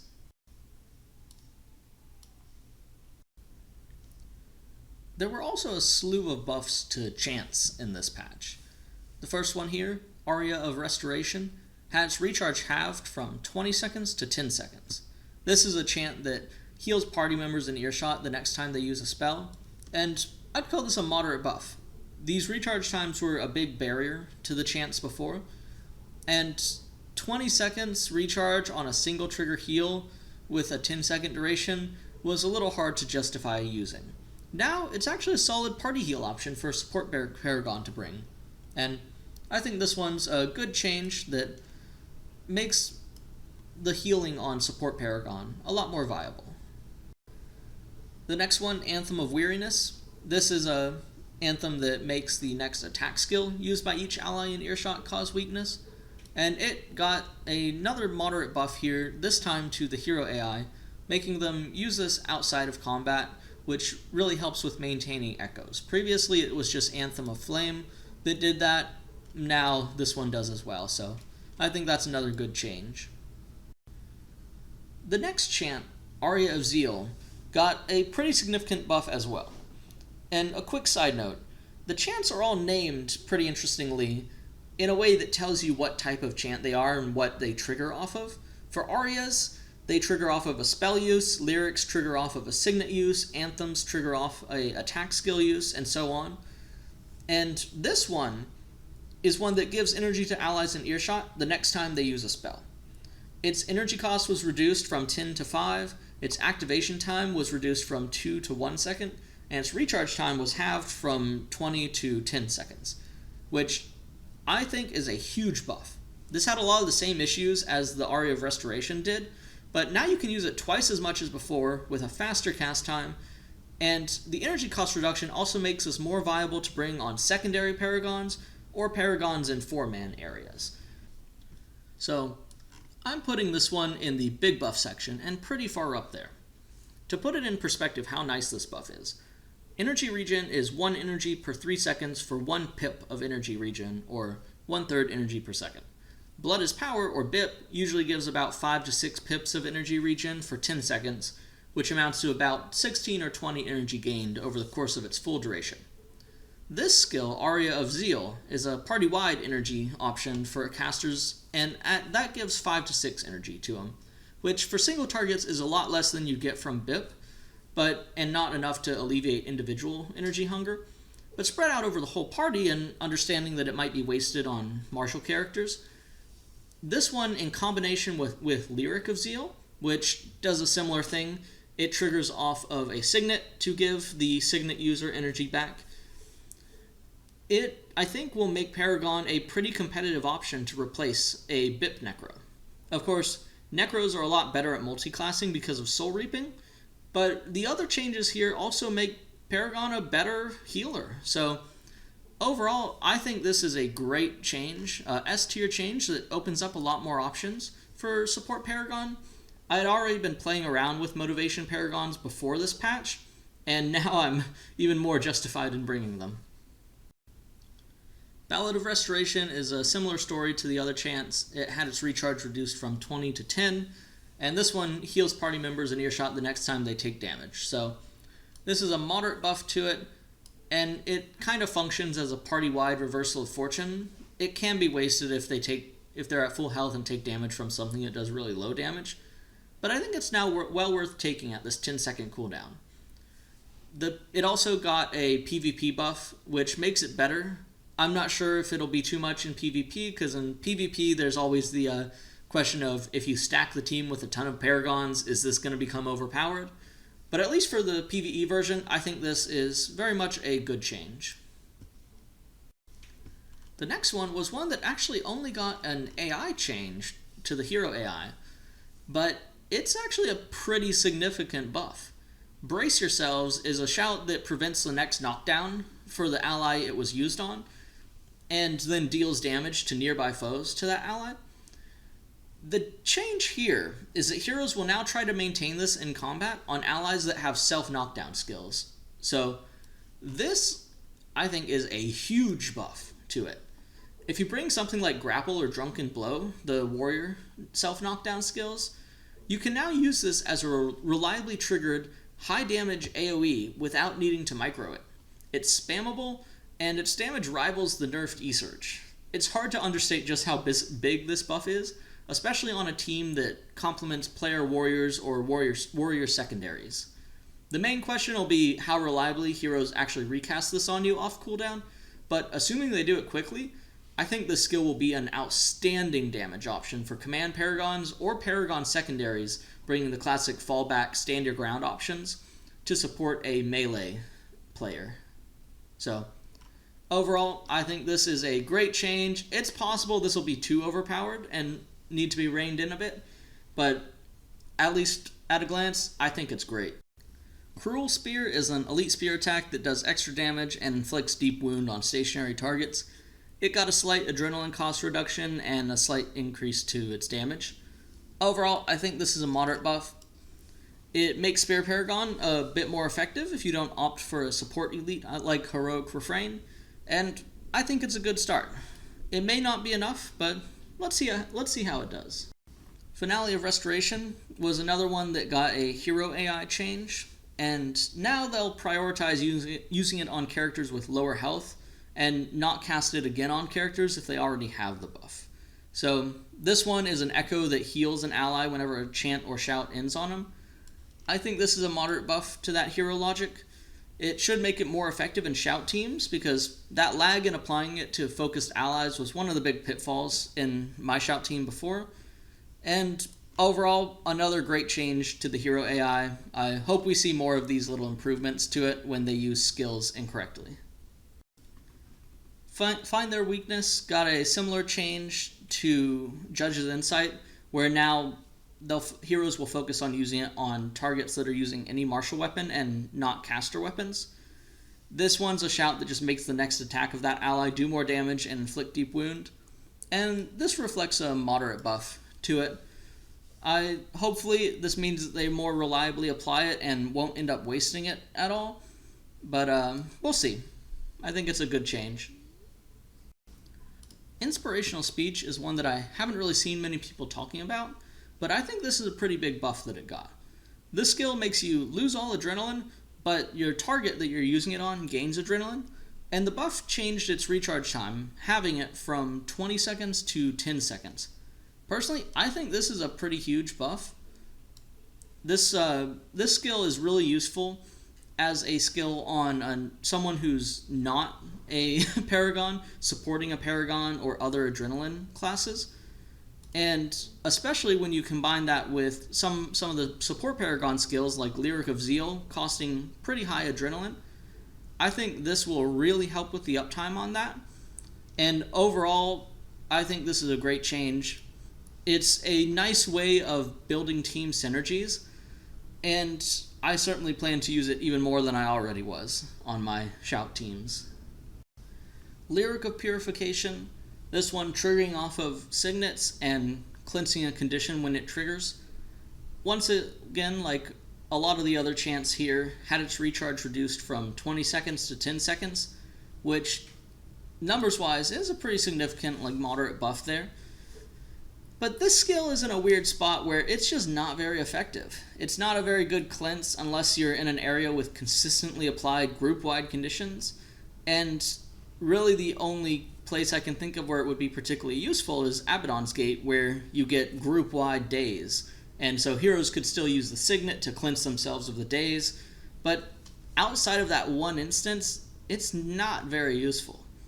It is now twice as prolific as it previously was, which is a good start, but honestly, I'm not sure this skill would ever really be worth taking outside of Abaddon's Gate, and even then, there are better options to take there with its current functionality.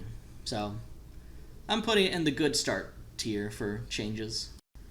This next one is a very high profile change from this patch, kind of rivaling E-Surge, because Mighty Throw here, this is a spear attack skill that makes your spear move way faster through the air, and it does extra damage. And it used to take 3 seconds to cast. It was garbage back then. It was not worth taking ever, because 3 seconds is a long time for a spear that does mediocre damage. Now, they reduced that to 1 second to cast.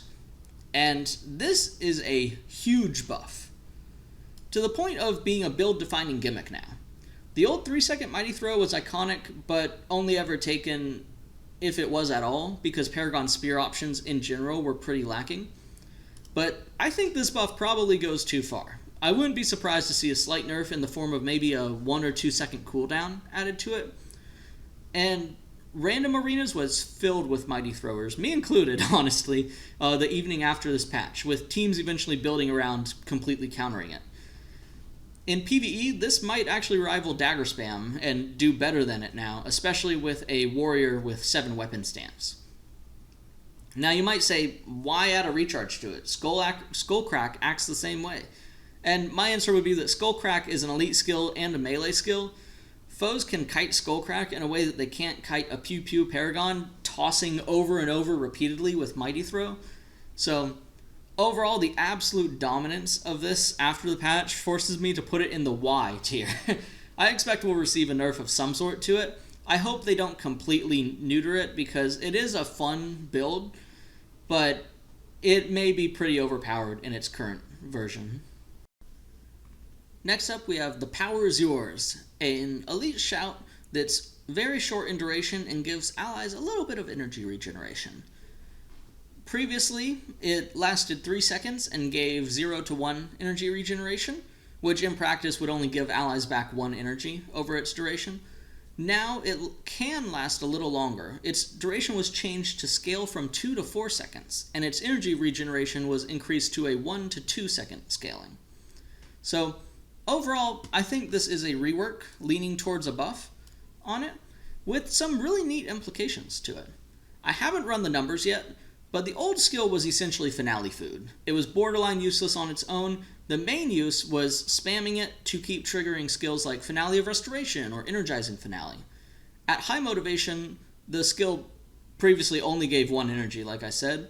Now, it'll give about 2.6, 2.7 energy on its own at high motivation. But the interesting thing here is that you could actually underinvest in motivation now to have it last even shorter a duration and trigger finales even more quickly. So you could take it on like a command Paragon instead of a motivation Paragon if you've got a motivation Paragon on the team that's applying finales to people, or a leadership Paragon. Granted, the energizing finale is pretty underpowered in my opinion. It's not super useful. I think the chants are actually going to be the main thing driving energy regen on Paragon, but I think this buff makes the skill able to stand on its own now, as long as heroes will prioritize using it after it expires. And with that said, I think this is a great change. It's one that opens up a lot more build options using it, and makes the skill itself a lot more useful, whether you're taking it with no motivation or some motivation. Song of Restoration, another very same story here to the other chants. It's an elite chant that heals party members the next time they use a skill, and its recharge was reduced from 20 to 10. It was not very good before, but with this buff, I think it's actually useful as a healing elite, whereas before it was more of a meme heal.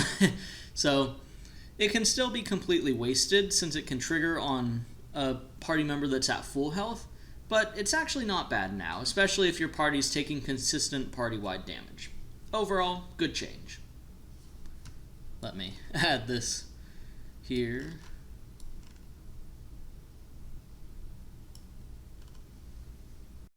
Stunning Strike is an elite spear attack, and it does extra damage and applies daze if the foe was suffering from a condition. What they did here was they buffed it by reducing the adrenaline cost from a whopping 10 to 8, which is still high, but a lot more manageable, and they increased the damage increase it does from 5 to 30 to 10 to 50. So I'd consider this to be a moderate buff, kind of like the buff to Cruel Spear. It's a good change, it makes it a little more useful, and it gives Spear Paragons a few more options to take compared to before. They're on Fire is an iconic shout that reduces incoming damage from burning foes, and the change here was another hero AI change. They just made it where heroes will maintain this outside of combat in order to help with echoes. So this is a moderate buff to it here, making it more useful on the team, and so you don't have to bring a kind of useless Anthem or something on the team in order to maintain those echoes. And overall, I think it's another great change here. Overall, just making more builds useful, making a little more build variety here, and I'm happy to see it. Unblockable Throw is a spear attack that, hence the name, can't be blocked, and it also deals extra damage. Previously, it had a 3-second activation time like the old Mighty Throw did, which did not make it worth taking at all. The changes here reduced that activation time, like Mighty Throw, from 3 to 1, and also reduced its adrenaline cost from a whopping 7 adrenaline to 4 adrenaline. So, in my opinion, this is a pretty big buff, taking it from trash tier to maybe being worth taking now, but it's still Mighty Throw with twice the adrenaline cost in exchange for being unblockable. Blocks aren't usually that much of an issue in PvE due to stuff like Azure Scan, and if your target has a stance or something that's helping them block, then you'd probably be better off using Wild Throw to end that stance instead of just hitting through it. But with this change, we might see some spear builds taking this if they can fit it in the bar, especially as a PvP option to finish off a target through blocks after getting them low with something else. So, overall, I think it's a good change. And for the last of the Paragon skills, Zealous Anthem. This one gives allies energy the next time they use an attack skill, and sounding like a broken record here, had the recharge reduced from 20 seconds to 10 seconds. Another moderate buff for the Paragon skills, and it's the same kind of buff as the other chants got, which, it's a good change. The main use for this, of course, is going to be if you have it on a martial team that has a lot of attack skills. So especially if you build a team that's a mix of, say, like warriors, rangers, and paragons, it'd be pretty good there as a way to regain the team's energy. Paragon was a huge winner with this balance patch, maybe even a bigger winner than Necromancer, and almost all of these were very good, very much needed buffs for PvE Paragons. I expect to see Motivation Paragons become a more common occurrence on hero teams, especially as someone who was trying with somewhat success, but limited success, to make them work before, so I'm excited for it. I also think this gives player Paragons a lot more options to run, because one of my main gripes with the class before was that it didn't really have much outside of that Heroic Refrain, Imbagon, and Group Runner sense. So I think this patch takes Motivation and Spear Mastery Paragons from being a meme to being genuinely good. I was already using a hybrid command slash motivation slash leadership paragon in general vanquishing and experimenting with a shout team on my Together as One Ranger, and half of those skills or more just got significantly better. So it was a pretty good patch for Paragon. On to the Ranger skills now. The first one, Barbed Trap, has its energy cost reduced from 15 to 10. It's a trap that causes cripple, bleeding, and some damage. This is a pretty slight buff. Traps don't really get used that much unless you're using Trapper's Focus, and that being able to be easily interrupted while using them makes it pretty hard to use them mid-battle. But we'll see. This is a slight improvement to it. One big problem with traps before is that they costed a ton of energy, so this helps alleviate a little bit of that. The next one, Bestial Mauling, is a pet attack that does extra damage and causes daze if it hits a knocked down foe.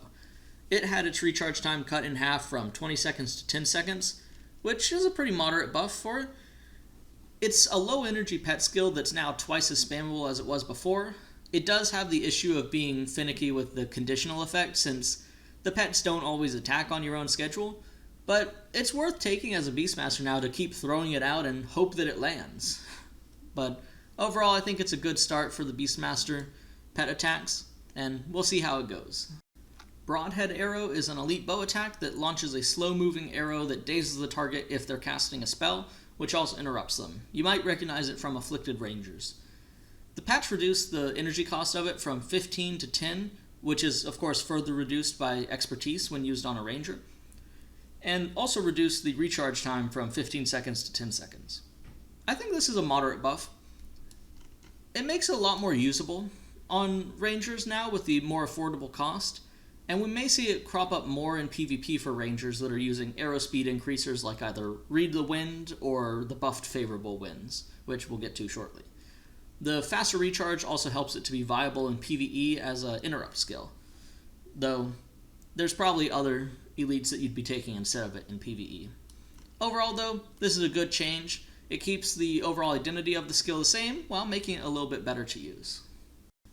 Disrupting Lunge, the next one, is another pet attack, and this one does extra damage and interrupts the hit foe's skill and disables it for an extra 20 seconds if it succeeded as an interrupt. This one, once again, had its recharge time, like Bestial Mauling, reduced from 20 to 10. However, I'd call this one a fairly huge buff.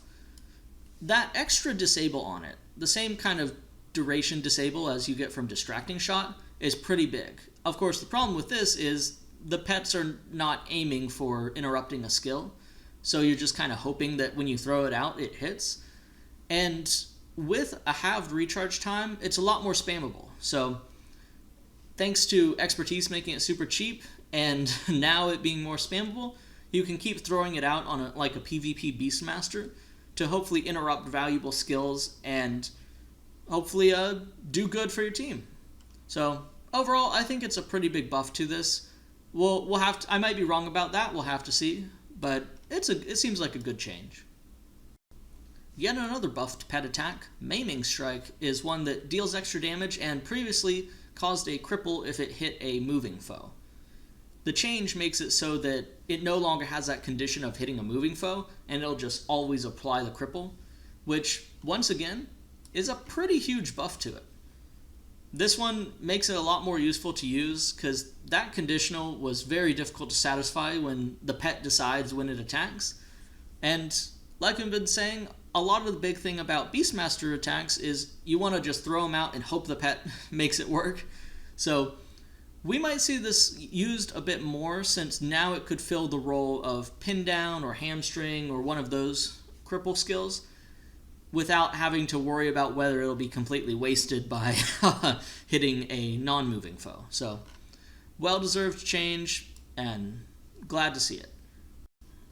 Melandra's Shot, meanwhile, is an elite bow attack that causes bleeding and also does additional damage and causes cripple if the foe that gets hit is moving or knocked down. This one was very prolific in PvP Ranger elites, often used in bars such as in Fort Aspenwood or Jade Quarry, and it's still a pretty good skill after this nerf that increased its recharge from 8 seconds to 12 seconds, but now it's at least easier to justify taking other elites, so I'd put this under the moderate nerf section, and I think it is a well-deserved change. It was very overrepresented in PvP, but it would have been nice to have a split for PvE, though I guess we'll see how it goes. And I would also like to see more bow attacks buffed in its stead, but for now it's a good start to increasing that ranger build diversity. And for the last of the pet skills here, Pounce had its recharge reduced from 15 to 10 seconds. This is a pet attack that does extra damage and knocks down moving foes, and it's kind of the same story as those other pet attacks. This one's a smaller buff, because it does still have that condition for hitting moving foes, but it's easier to throw out now, and in the hopes that you'll knock down the foe. So I think it's a good start, but we need to wait and see. And finally, if you're wondering why I have this little ranger spirit here, it's because there was another buff to all the different ranger nature rituals, reducing their activation time from 3 seconds to 2 seconds, which to me is a moderate buff. Nature rituals keep on winning, and they've now gone from their painfully long 5-second activation time to a pretty reasonable 2. They've always had this issue of being a pain to reuse in combat, but now I think recasting them mid-fight won't be as much of an issue at all unless an interrupter is specifically trying to stop you from doing so. So I think this is a good change. The long cast times are pretty painful, and kind of like the Necro changes, these Ranger changes are speeding things up while still leaving it long enough to interrupt. So overall, great. Ranger was a pretty solid winner in this patch, with Beastmaster especially getting some great buffs to skills that were not worth taking at all before. And the standard PvP Ranger, though, does take a small hit from the Melandru's nerf, but I think it does make it a lot healthier for build diversity. I've gone ahead and zoomed this out a little bit more so it's easier to see the full tier list, but now we're moving on to Ritualist. The first change, or series of changes rather, I'm going to talk about for Ritualist is the spirits in PvP. They all had nice little buffs, reducing their activation times. Anguish went from 3 seconds to 1.5 second activation time, and 45 second to 30 second recharge, which I think is a pretty big buff for it. Bloodsong went from 3 second activation time to 1.5. Dissonance from 5 to 2. And Dissonance also had its recharge reduced from 45 to 30.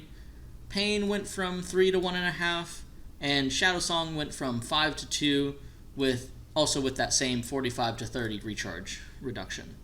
So these are all kind of the same story. It's been very difficult to use PvP spirits for a long time because opponents can just run away from them or interrupt you while summoning them, and it would take forever to summon them. But it's not nearly as bad now, and I actually saw someone using it to moderate effect in random arenas the other day. Overall, I think these are all good changes.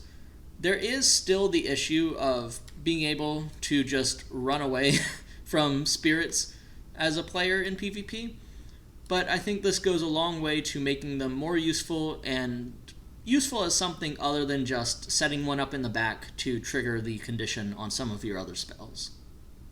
The next buff was another hero AI change. Destructive Was Glaive is now prioritized when in combat so that heroes will try to get it and get that extra armor penetration that they get for their spells while holding it. And they'll also focus on dropping it if there are more than 2 enemies in range, so making sure that they do that damage with it, while not only dropping it for 1 enemy and losing that armor pin on their writ skills. So overall, this was a moderate buff, making it better on heroes. Previously, they didn't really use it that well, and I think this was a good change. Protective Was Kalai is one you'll probably recognize if you've used a Necro Ritualist, because this is one that is very commonly used on a lot of healing Ritualist bars. It's an item spell that gives you armor while you hold the ashes and heals your party when you drop them. It has recharge reduced in both game modes from 25 to 20, which I consider to be a moderate buff. This is a pretty good skill that's a staple of most resto builds, and now you spend less time between uses. I'm not really sure the buff was needed, but I'll take it, so it's going in the shrug tier there. Spirit Siphon is a channeling spell that siphons energy from the nearest spirit and gives you a percentage of it. the buff increased that energy gain percentage from 15 to 50% to 30 to 60%, which overall is a pretty moderate buff. But the big thing here is that, well, it was always a good tool for channeling users to use. Spirits can have up to 31 energy, and of course if you're siphoning multiple times from the same spirit, you'll get a lot less. But this higher floor on the skill actually makes it worth taking even with low or no channeling investment. So that's a pretty big change from before that opens up a more build variety for energy management here using it. And I think this is a pretty good start, but let's wait and see how it goes. Spirit Light Weapon is an elite weapon spell that heals the ally with it each second, doubling that healing if they're within earshot of a spirit. And the change increased that base healing from 1 to 15 to 5 to 25. So this was a pretty huge buff. I'd probably set it around healing hands here. Not sure if above or below. Maybe below. But now you're healing for about 66% more in total than before, going from about 30 per second to 50 per second at the higher end. It's an unstrippable 50 per second healing that lasts for 10 seconds, and even without a spirit in range, it's still almost as effective as the full effect that it had before this buff. Couple that with how cheap this skill is and spammable it is, and I think this will be a pretty competitive choice for the elite skill on a resto bar going forward. So, I think this is a good change. Restoration has gotten a lot more options now with recent balance patches and fixes, and I'm excited that now you actually have to put some more thought into which ones you're taking, and there's a lot of good choices. Of course, the big downside with taking this one is that you don't want to overwrite other offensive weapons that you might be taking, such as Great Dwarf Weapon, but I think this is still a pretty good option. Spirit Strength. This is a pretty fun one. It's an elite enchantment spell Ritualists have that makes your attacks do more damage while under the effects of a weapon spell. It got a moderate buff, taking its recharge from 30 seconds to 20 seconds, which is a pretty similar buff to what Illusionary Weaponry got, albeit not quite as big, so that you're now less borked if you get stripped early. This was always the kind of niche but fun martial caster skill, and I've seen a number of Ritualists use it to mixed effect, sometimes good, sometimes not, in PvP. And I think both the buffs to this and Illusionary Weaponry will lead to some more creative martial caster builds. So, overall, I think this was a great change. The functionality in general is the same, but it's not nearly as punitive if you lose it early. Tranquil Was Tanison is an elite item spell where while you hold it, you have more armor and can't be interrupted. That sounds like a pretty big buff, but it wasn't really used that much before because it is competing for an elite slot with a lot of other pretty useful elites. This one's in the Resto Magic line, and the buff reduces its energy cost from 10 to 5, while also reducing its recharge from 20 to 15. Now, it may not sound like much initially, but this is a huge buff, in my opinion. I may be overestimating it, but the big part of this, in my mind, is that you can now permanently maintain it with a relatively moderate investment of 11 restoration, whereas before it took a whopping 16 to achieve the same result, and be able to recast it before it ends. Couple that with it being cheaper, and I think we might see this show up more in PvP, where interrupts are a bigger deal. Of course, it still probably doesn't prevent disables, which would be its main counter, but as a caster Ritualist, which now could be a hybrid of Resto and something else like channeling, you could now sacrifice the elite slot to be reliably immune to interrupts, though not the disables. So, overall, I think this one's a good change. I think it might lead to some interesting builds, and I think people are probably sleeping on this skill, but I certainly intend to at least try a few builds with it. Next up is another Resto Magic elite item spell, Vengeful Was Kanai. While you hold it, you steal health from enemies that hit you, and the buff reduced its recharge time from 20 to 15 seconds, and also increased its health stealing from 5 to 35 scaling to 10 to 45 scaling. This, I think, is also a pretty big buff. Now, how big of a buff exactly? I think it's probably around Healing Hands, and for a lot of the same reason as Healing Hands. This will enable more farming builds that use it, and you won't have to drop your health as much with superior runes and whatnot in order to effectively use it for farming. So overall, I think this is another great change, and I'm looking forward to see what farming builds it leads to. Of course, it could also be useful as a tanking tool. Next up is Weapon of Quickening, and this one reduces the recharge time for spells and binding rituals on whoever it is casted on. The energy cost was buffed, going from 10 energy to 5 energy, and since this was already a pretty short recharge spammable skill, with the energy being the main limiting factor before, this makes it quite a bit more spammable than it was before. Twice as spammable, actually.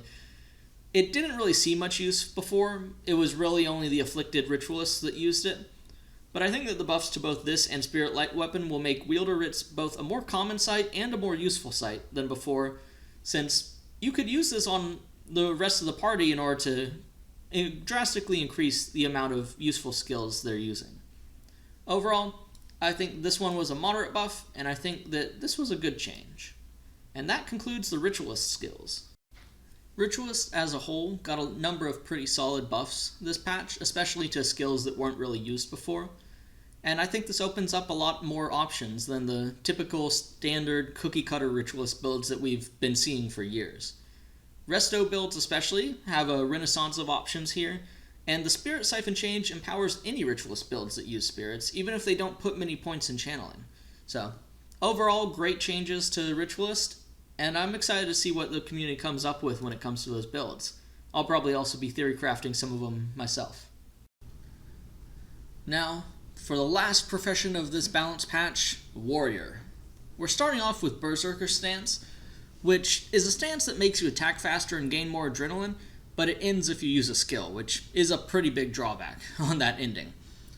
It had a rework where its energy cost was increased from 5 to 10, as well as its recharge time reduced from 20 to 10, with its effect duration increased from a 5 to 11 scaling to 8 to 14 scaling.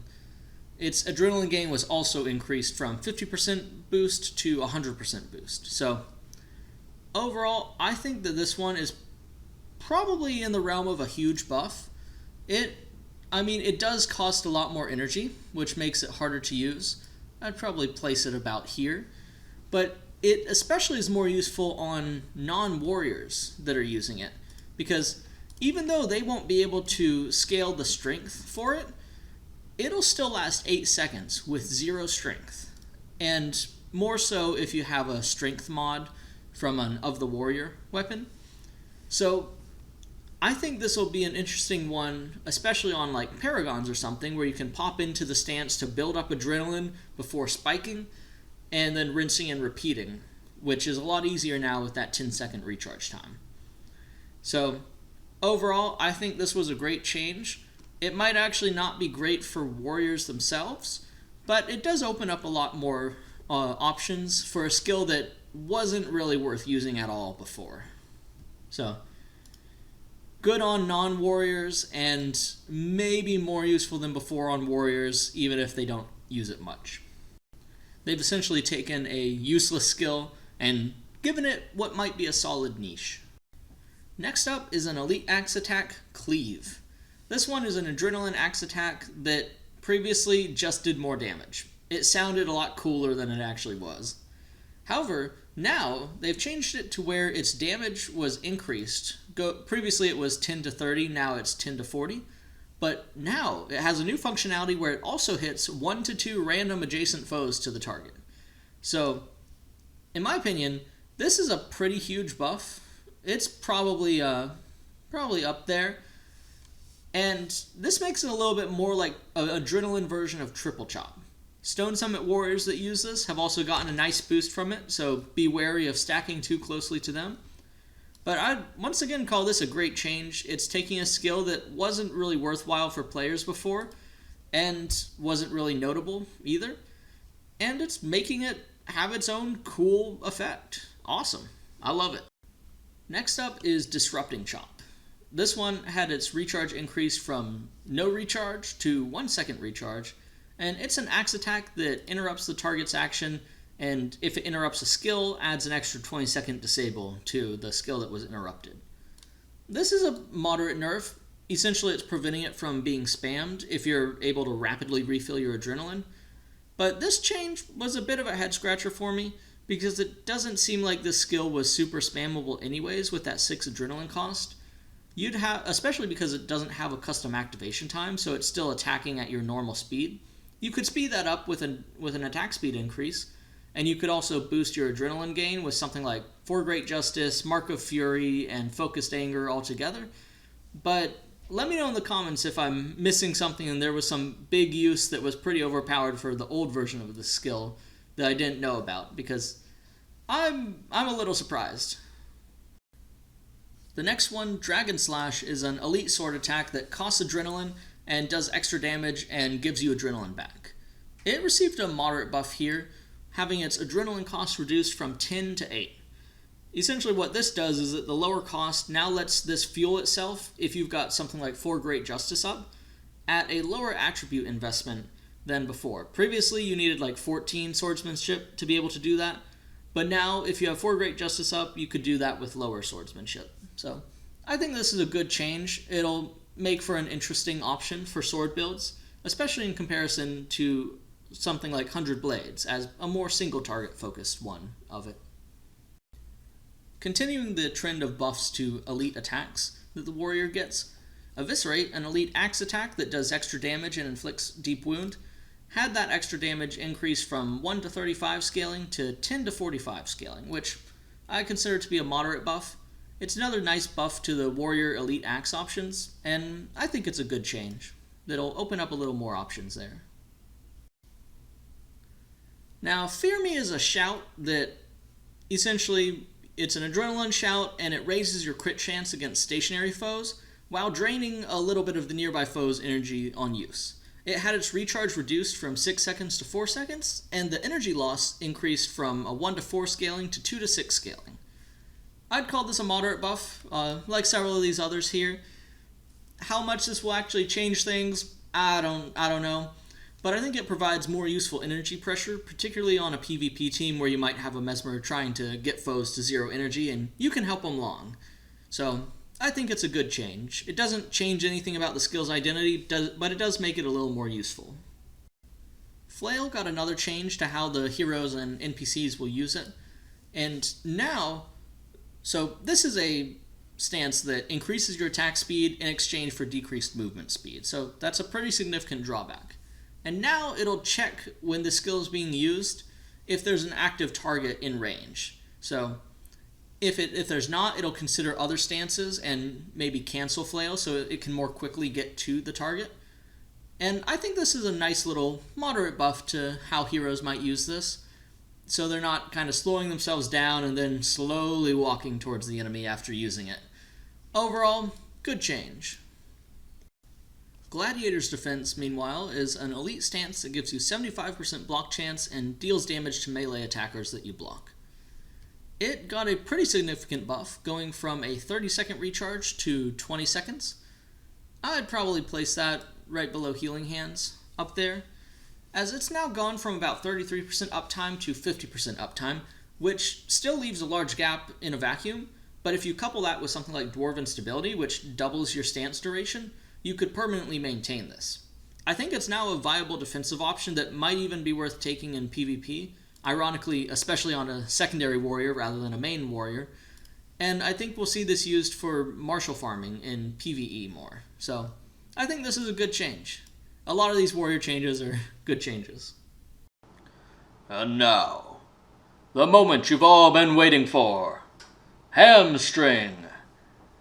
This sword attack cripples the target and had its energy cost reduced from 10 to 5, as well as its recharge reduced from 15 to 10. Huge buff! The HAMSTORM meta is here!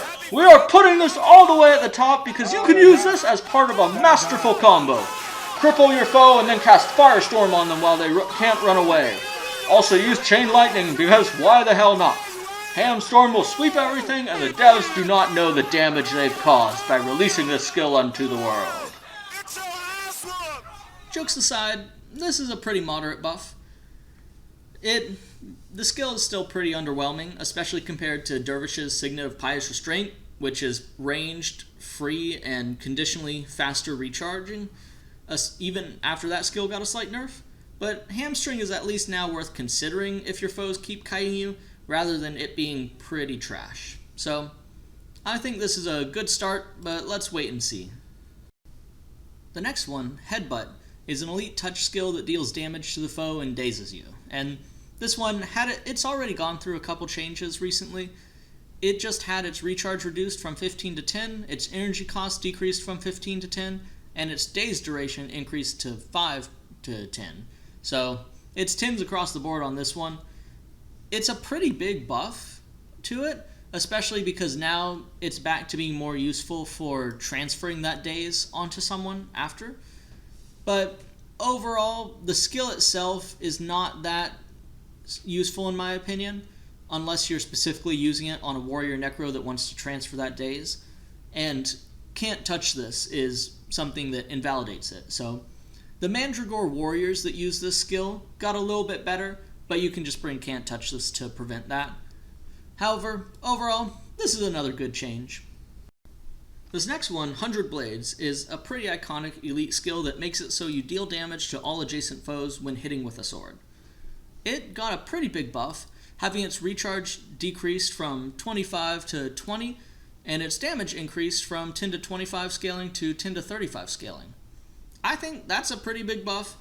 100 Blades never really left, but now it's a lot more competitive with options like Vow of Strength, each having their own pros and cons. Vow of Strength, the Dervish elite skill, is an enchantment that has better uptime thanks to enchanting mods, but I think it also has more options for multi-triggering. But 100 Blades is an unstrippable one that still has Whirlwind Attack and Sun and Moon Slash to trigger it multiple times. So, overall I think this was a great change. It is well deserved to kind of bring Warrior a bit closer to Dervish's dominance. We only have 3 left to get through, and the next one is Quivering Blade, another elite sword attack. This one deals extra damage and dazes moving foes. It had its damage increased from a very low 10 in the previous patch to the scaling 10 to 40 in this patch. So this was a reversion of that patch. Overall, this is a huge buff compared to last time, but it's mostly just reversing that nerf by returning the skill's scaling, and the notes mentioned that the change was unintentional before, so I'll just mark this as a rework leaning buff and put it in the shrug tier. Our penultimate skill here, Savage Slash, is a sword attack that interrupts, and it does extra damage if it interrupts a spell. It had its recharge reduced from 15 to 10, which I'd consider to be a moderate buff. A common theme in this patch seems to be single target martial interrupts getting some nice buffs to them to make them a little more competitive, while the faster ranged spell interrupt options that Mesmers have, which are usually AoE and longer range and come out faster, get nerfs. So I think this is overall healthy for build diversity. This is a good change. I'm not sure we'll really see it used that much more, but it's a solid option for sword skills, especially if you're running 100 Blades and want an interrupt on the bar. Finally, the last skill of the balance patch, To the Limit, has its recharge reduced from 15 to 10. This is a shout that makes your max health a little bit higher for a time and also gives you adrenaline for each foe in earshot. So it's really good because of that health condition, it's really good for triggering the effect on soldiers' skills that do something extra if you're under the effect of a shout. And then the adrenaline is pretty good for getting you started in the fight, right away having access to your adrenal skills. Overall, I'd call this a moderate buff to it.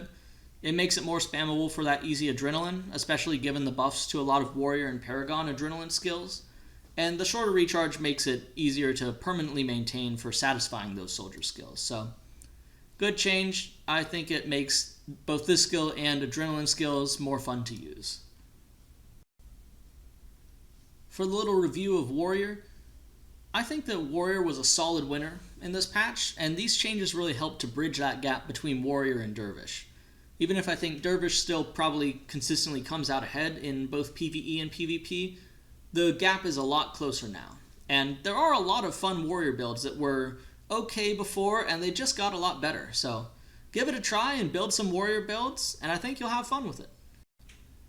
So in conclusion for this part, as you can see, the balance patch was far more buffs than nerfs, and when there were nerfs, they were usually targeted towards overperformers.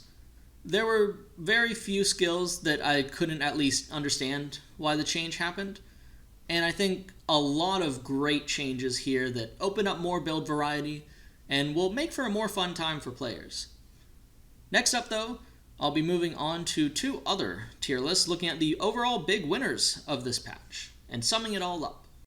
To sum up the winners and losers for this balance patch, Assassin is a solid winner. It got a lot of buffs to underused skills and a nice rework to Way of the Open Palm, but overall it wasn't anything super impactful with those changes, though I am hoping to see some more variants of dagger spam using Way of the Open Palm and the reduced recharge skills going forward. Dervish was mostly a loser in this balance patch. It did get a few buffs to numb the pain, but it also got some reworks that were leaning towards nerfs, and then other nerfs to things that were quite strong before, such as Mirage Cloak and Mystic Regeneration. Elementalist was a net winner on the high end, definitely more so than Assassin, but not quite to the level of big winner because it did have some nerfs to some of the air magic skills. Overall though, I think Assassin got some pretty big buffs to skills like Fireball and Double Dragon, while other skills like Gust were reined in a little bit. Mesmer was a big loser in this balance patch, primarily because it needed to be. Domination Mesmer was incredibly overpowered compared to everything else in PvE, and now a lot of those skills have been reined in. They're still good, and Domination Mesmers are still good, but now they're not far and away ahead of everything else, and I think this will leave room for the meta to expand and incorporate more classes into typical team builds. Monk was also a pretty solid winner. Smiting Monk got some outstanding buffs, but some of the other things on protection prayers or healing prayers got reined in if they were overperformers, while a few other underperformers were brought up. So it's a mixed bag, but definitely a solid winner overall for this patch. Necro was a huge winner for this balance patch, getting a lot of welcome buffs to minion skills and a number of other skills that were okay to good before, but now they should be pretty competitive and near the top. Though I'd argue Paragon was an even bigger winner this time, with Motivation Paragons getting huge buffs across the board, and a lot of other things opening up, as well as a hero AI rework to Brace Yourself that I think will make that quite powerful as a damage skill. Ranger was a minor winner in this one. It got buffs, but they weren't very impactful buffs, and they were mostly relatively tame buffs that were aimed at PvP skills. Ritualist was a pretty big winner as well, with PvP spirits getting a pretty significant buff to their activation time, and a number of other Ritualist skills, especially restoration skills and elite skills, getting buffs that allow them to be pretty competitive choices for a Ritualist bar. So hopefully we'll see a lot more Ritualists out there than the standard Spirit Spam and Soul Twisting. And finally, Warrior got some buffs that put it a lot closer to Dervish and really began to close that gap between the highest performing Martial and what was relatively the lowest performing Martial before in Warrior. So hopefully we'll see Warriors getting a spot in the meta coming up soon, and overall we also should see more build diversity in a lot of these classes.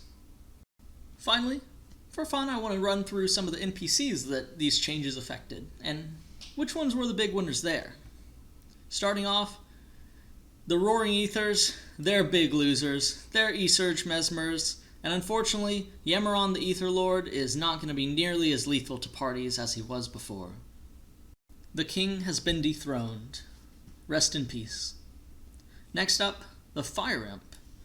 It's a big winner in this patch and will really be helping out in pre-searing and for anyone else that's under level 20 and using the Igneous Summoning Stone, because it uses Fireball, and now that thing hits a much wider area than before. The Marganite Reapers, they're slight winners. They got their Mystic Twister to come out faster, and hopefully that should give them an upper hand against those filthy Sun Spears. Do you remember those Devourers that pop up in every square inch of Ascalon? Well, the Plague Devourers, they're winners in this patch. Now, they're going to more easily crack your armor with weakened armor. Additionally, that'll let them more quickly cast Virulence on you afterwards. Stone Summit Carvers are also winners here, maybe even big winners, because their cleave now can hit multiple people. So if you and your henchmen or heroes are all clumped up, you gotta watch out for those Stone Summits wielding the axes. The next ones, the Ravenous Gaze buff was a big boon to the Angorodons and the Mandragore Imps. Both of these are big winners, especially the Angorodons, which usually have maybe 5 casting it at once, so you better watch out and be careful of getting eaten by them with their Ravenous Gaze. Mandragore Slithers are also another winner, thanks to Headbutt. However, I'm not sure it'll have that big of an impact, especially if you bring Can't Touch This. Another big winner are the Hydras. These things, they were already a pretty big threat, especially to henchman parties before, but now they're an even bigger threat because their fireball hits a lot more than it did before, so be careful as you're wandering in the desert. Mursat Elementalists are another big winner. Thunderclap, with its other big area buff, is now quite a bit more dangerous, so especially if you want to brawl with that huge group of Mursat Elementalists in Ice Caves of Sorrow, which is not recommended, you can just let them die in the siege attacks, you're going to have a rough time. Corn Seers are sadly a loser here. They're going to have a rougher time against the Sun Spears because that Enchanter's Conundrum doesn't do quite as much damage as it did before. Another big loser here, unfortunately, is Old Mac's Rogue Bull. That poor thing was just living its best life, traipsing around in a pond, when Lady Althea sent bloodthirsty adventurers to slay it using Conjure Phantasm, and Conjure Phantasm, it just got buffed. So, rest in peace to the Bull, and my condolences to Old Mac. If you've ever done a tour of Rhaegar's Menagerie, then you're probably familiar with the Flesh Reavers. 2 of their number, the Nephilim and the Hounds, just got pretty big buffs, with the Nephilim getting that Cruel Spear buff, and the Hounds especially, who use Ray of Judgment, Balthazar's Aura, and Symbol of Wrath, getting massive Smiting Prayers buffs. So, you better watch out there. They're a lot more dangerous than they were before. And with that, Rhaegar 2 is a big winner, because it'll be so much harder for adventurers to get to him, especially casual adventurers. Best of luck to them. Next up is Quadruple Trouble here. The Afflicted got a litany of buffs here, with Weapon of Quickening being a nice buff for the Afflicted Ritualist, whose high energy, especially in hard mode, allows him to freely spam it. The Afflicted Monk has that sweet Ray of Judgment buff, and so he's going to be blowing up parties in Vizuna Square and Tanakai Temple, with no doubt. Afflicted Mesmer's Images of Remorse got a little buff to help him be a little bit more effective, and then Afflicted Rangers got their Broadhead Arrow buffed. So, all around, you'll find they're quite a bit stronger, those Afflicted. Next up is the Temple Guardians, and they got Double Dragon buffed, so you better watch out there. And as you can probably guess from all those previous buffs, Tanakai Temple is a big winner here. It is going to be quite the noob slayer going forward, as a lot of the more dangerous enemies here just got big buffs. And there you have it. 2 hours and 20 minutes later, we've ranked them all. For my overall review of the patch and final thoughts, I think this balance patch does a great job of making room for more build diversity. The nerfs were largely limited to overperformers, and some of them, like E-Surge, Mirage Cloak, Mistrust, Cry of Frustration, and Gust, were such overperformers in their niches that they were objectively superior to most, if not all, other options. The Head Scratcher nerfs were few in number, and the vast majority of the changes were either well-placed buffs or nice improvements to the NPC AI.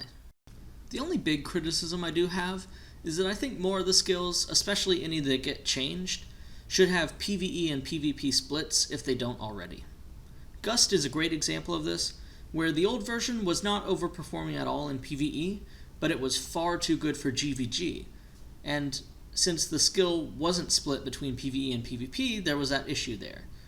I can, however, understand if it's a lot more work for 2 weeks to add new skill splits, but I think more skill splits would make balance a lot healthier. A few of the nerfs do have negative impacts for farming and speed clearing builds, but the community is already coming up with alternatives, even if they are a bit slower. I saw that Rafe even came up with a way to use Brace Yourselves Paragons in place of Mirage Cloak Dervishes, and Smiting Monk farms are also making a comeback. I'll see if I can put a link to Rafe's video up above. One thing I'd love to see a bit more of are short notes giving insight into why they made the changes they did, for instance, where each of the nerf skills were overperforming, though, as you can probably tell if you made it 2 hours and 20 minutes into this thing, I don't mind speculating as to the reasons myself. At the end of the day, if a skill is outshining everything else to the point that it feels like you're throwing if you don't take it, that skill probably deserves a nerf, or the problem that skill is solving needs to be reworked as a whole. That kind of logic is also why I suspect Soul Twisting Writ has been left untouched, at least for now, because nerfing that would cause a whole cascade of problems stemming from insufficient protection hero AI to high damage spikes in hard mode, and I don't think anyone wants to end up in a spot where you have to take con sets to survive in hard mode. Back to the topic at hand, the big shakeup this patch was those Mesmer nerfs. Even though I'm mostly a Mesmer and Ranger main myself these days, with my triple badge Mesmer at over 5.8 million EXP and slowly working towards a triple badge Guam, or at least I'll accept the consumable titles because those are an absolute pain to farm on both Melandri's Accord and Doom, I'm glad to see the cookie cutter E-Surge build got nerfed. The thing is, even in E-Surge's significantly nerfed state, it is still very strong. It's just that now it's not the only objectively best option. One of the demotivating parts of build crafting in the past was that the answer to making almost any team better was more E-Surge, and so when new players would come into this wonderful game of over 1,000 skills and tons of potential combos and synergies, oftentimes what they'd get told was, set up this one specific hero team, it's literally better than anything else, and you'll almost never change it or experiment with new builds because nothing else even comes close. Now, though, I think people will give more thought as to what types of Mesmer builds they use on their teams, check out the other amazing options that Mesmer has, and also try out other classes on those roles to fill that damage-focused role and try some of the other things that the classes can bring. This patch reasserts Mesmer's role as a master of shutdown, while dethroning it as the king of DPS, which, in my opinion, is great. Focused on shutdown is where Mesmer ought to be. Though I may be a bit biased since I'm often running at least 3 interrupts on my bar and sometimes panic as well, other classes and builds are being brought up to a strong level and more builds are becoming viable, so I'm excited to keep theory crafting new builds and new hero teams. Guild Wars is no longer in maintenance mode, and so far, 2 weeks and the reforged version of Izzy have shown pretty good judgment in buffing and nerfing the right things to keep build diversity high without 2590ing anything. There will always be some issues, such as the Stack 8 Ritualists and GVG Consume Soul kerfuffle, and you can't make everyone happy, but for the most part, they've been really good about fixing things that went wrong. So that's my breakdown of the balance patch. This is the longest video I've done by a pretty big factor, and even my written notes/script document was about 16,000 words, making this video, I think, the 3rd longest piece of writing I've finished so far. I wanted to try to make the discussion useful for newer and veteran players alike, which unfortunately did almost double the time, but let me know in the comments if you found this helpful, and drop a like or subscribe if you want to see more or want to help a small creator survive the algorithm. If enough people found this to be helpful, I'll do another one, because I suspect we'll have no shortage of balance patches going forward, even if future ones don't quite shake up the meta this much. I've got a lot more ideas for future medium to long form Guild Wars content, though probably, hopefully, not nearly as long as this. And if you want to watch some short Guild Wars 1 and 2 meme videos, that's what most of my previous content is, and that should be showing up on screen now. Anyways, hope you all have a good one, and stay safe out there. Don't get caught sleeping in an afflicted monk's ray of judgment.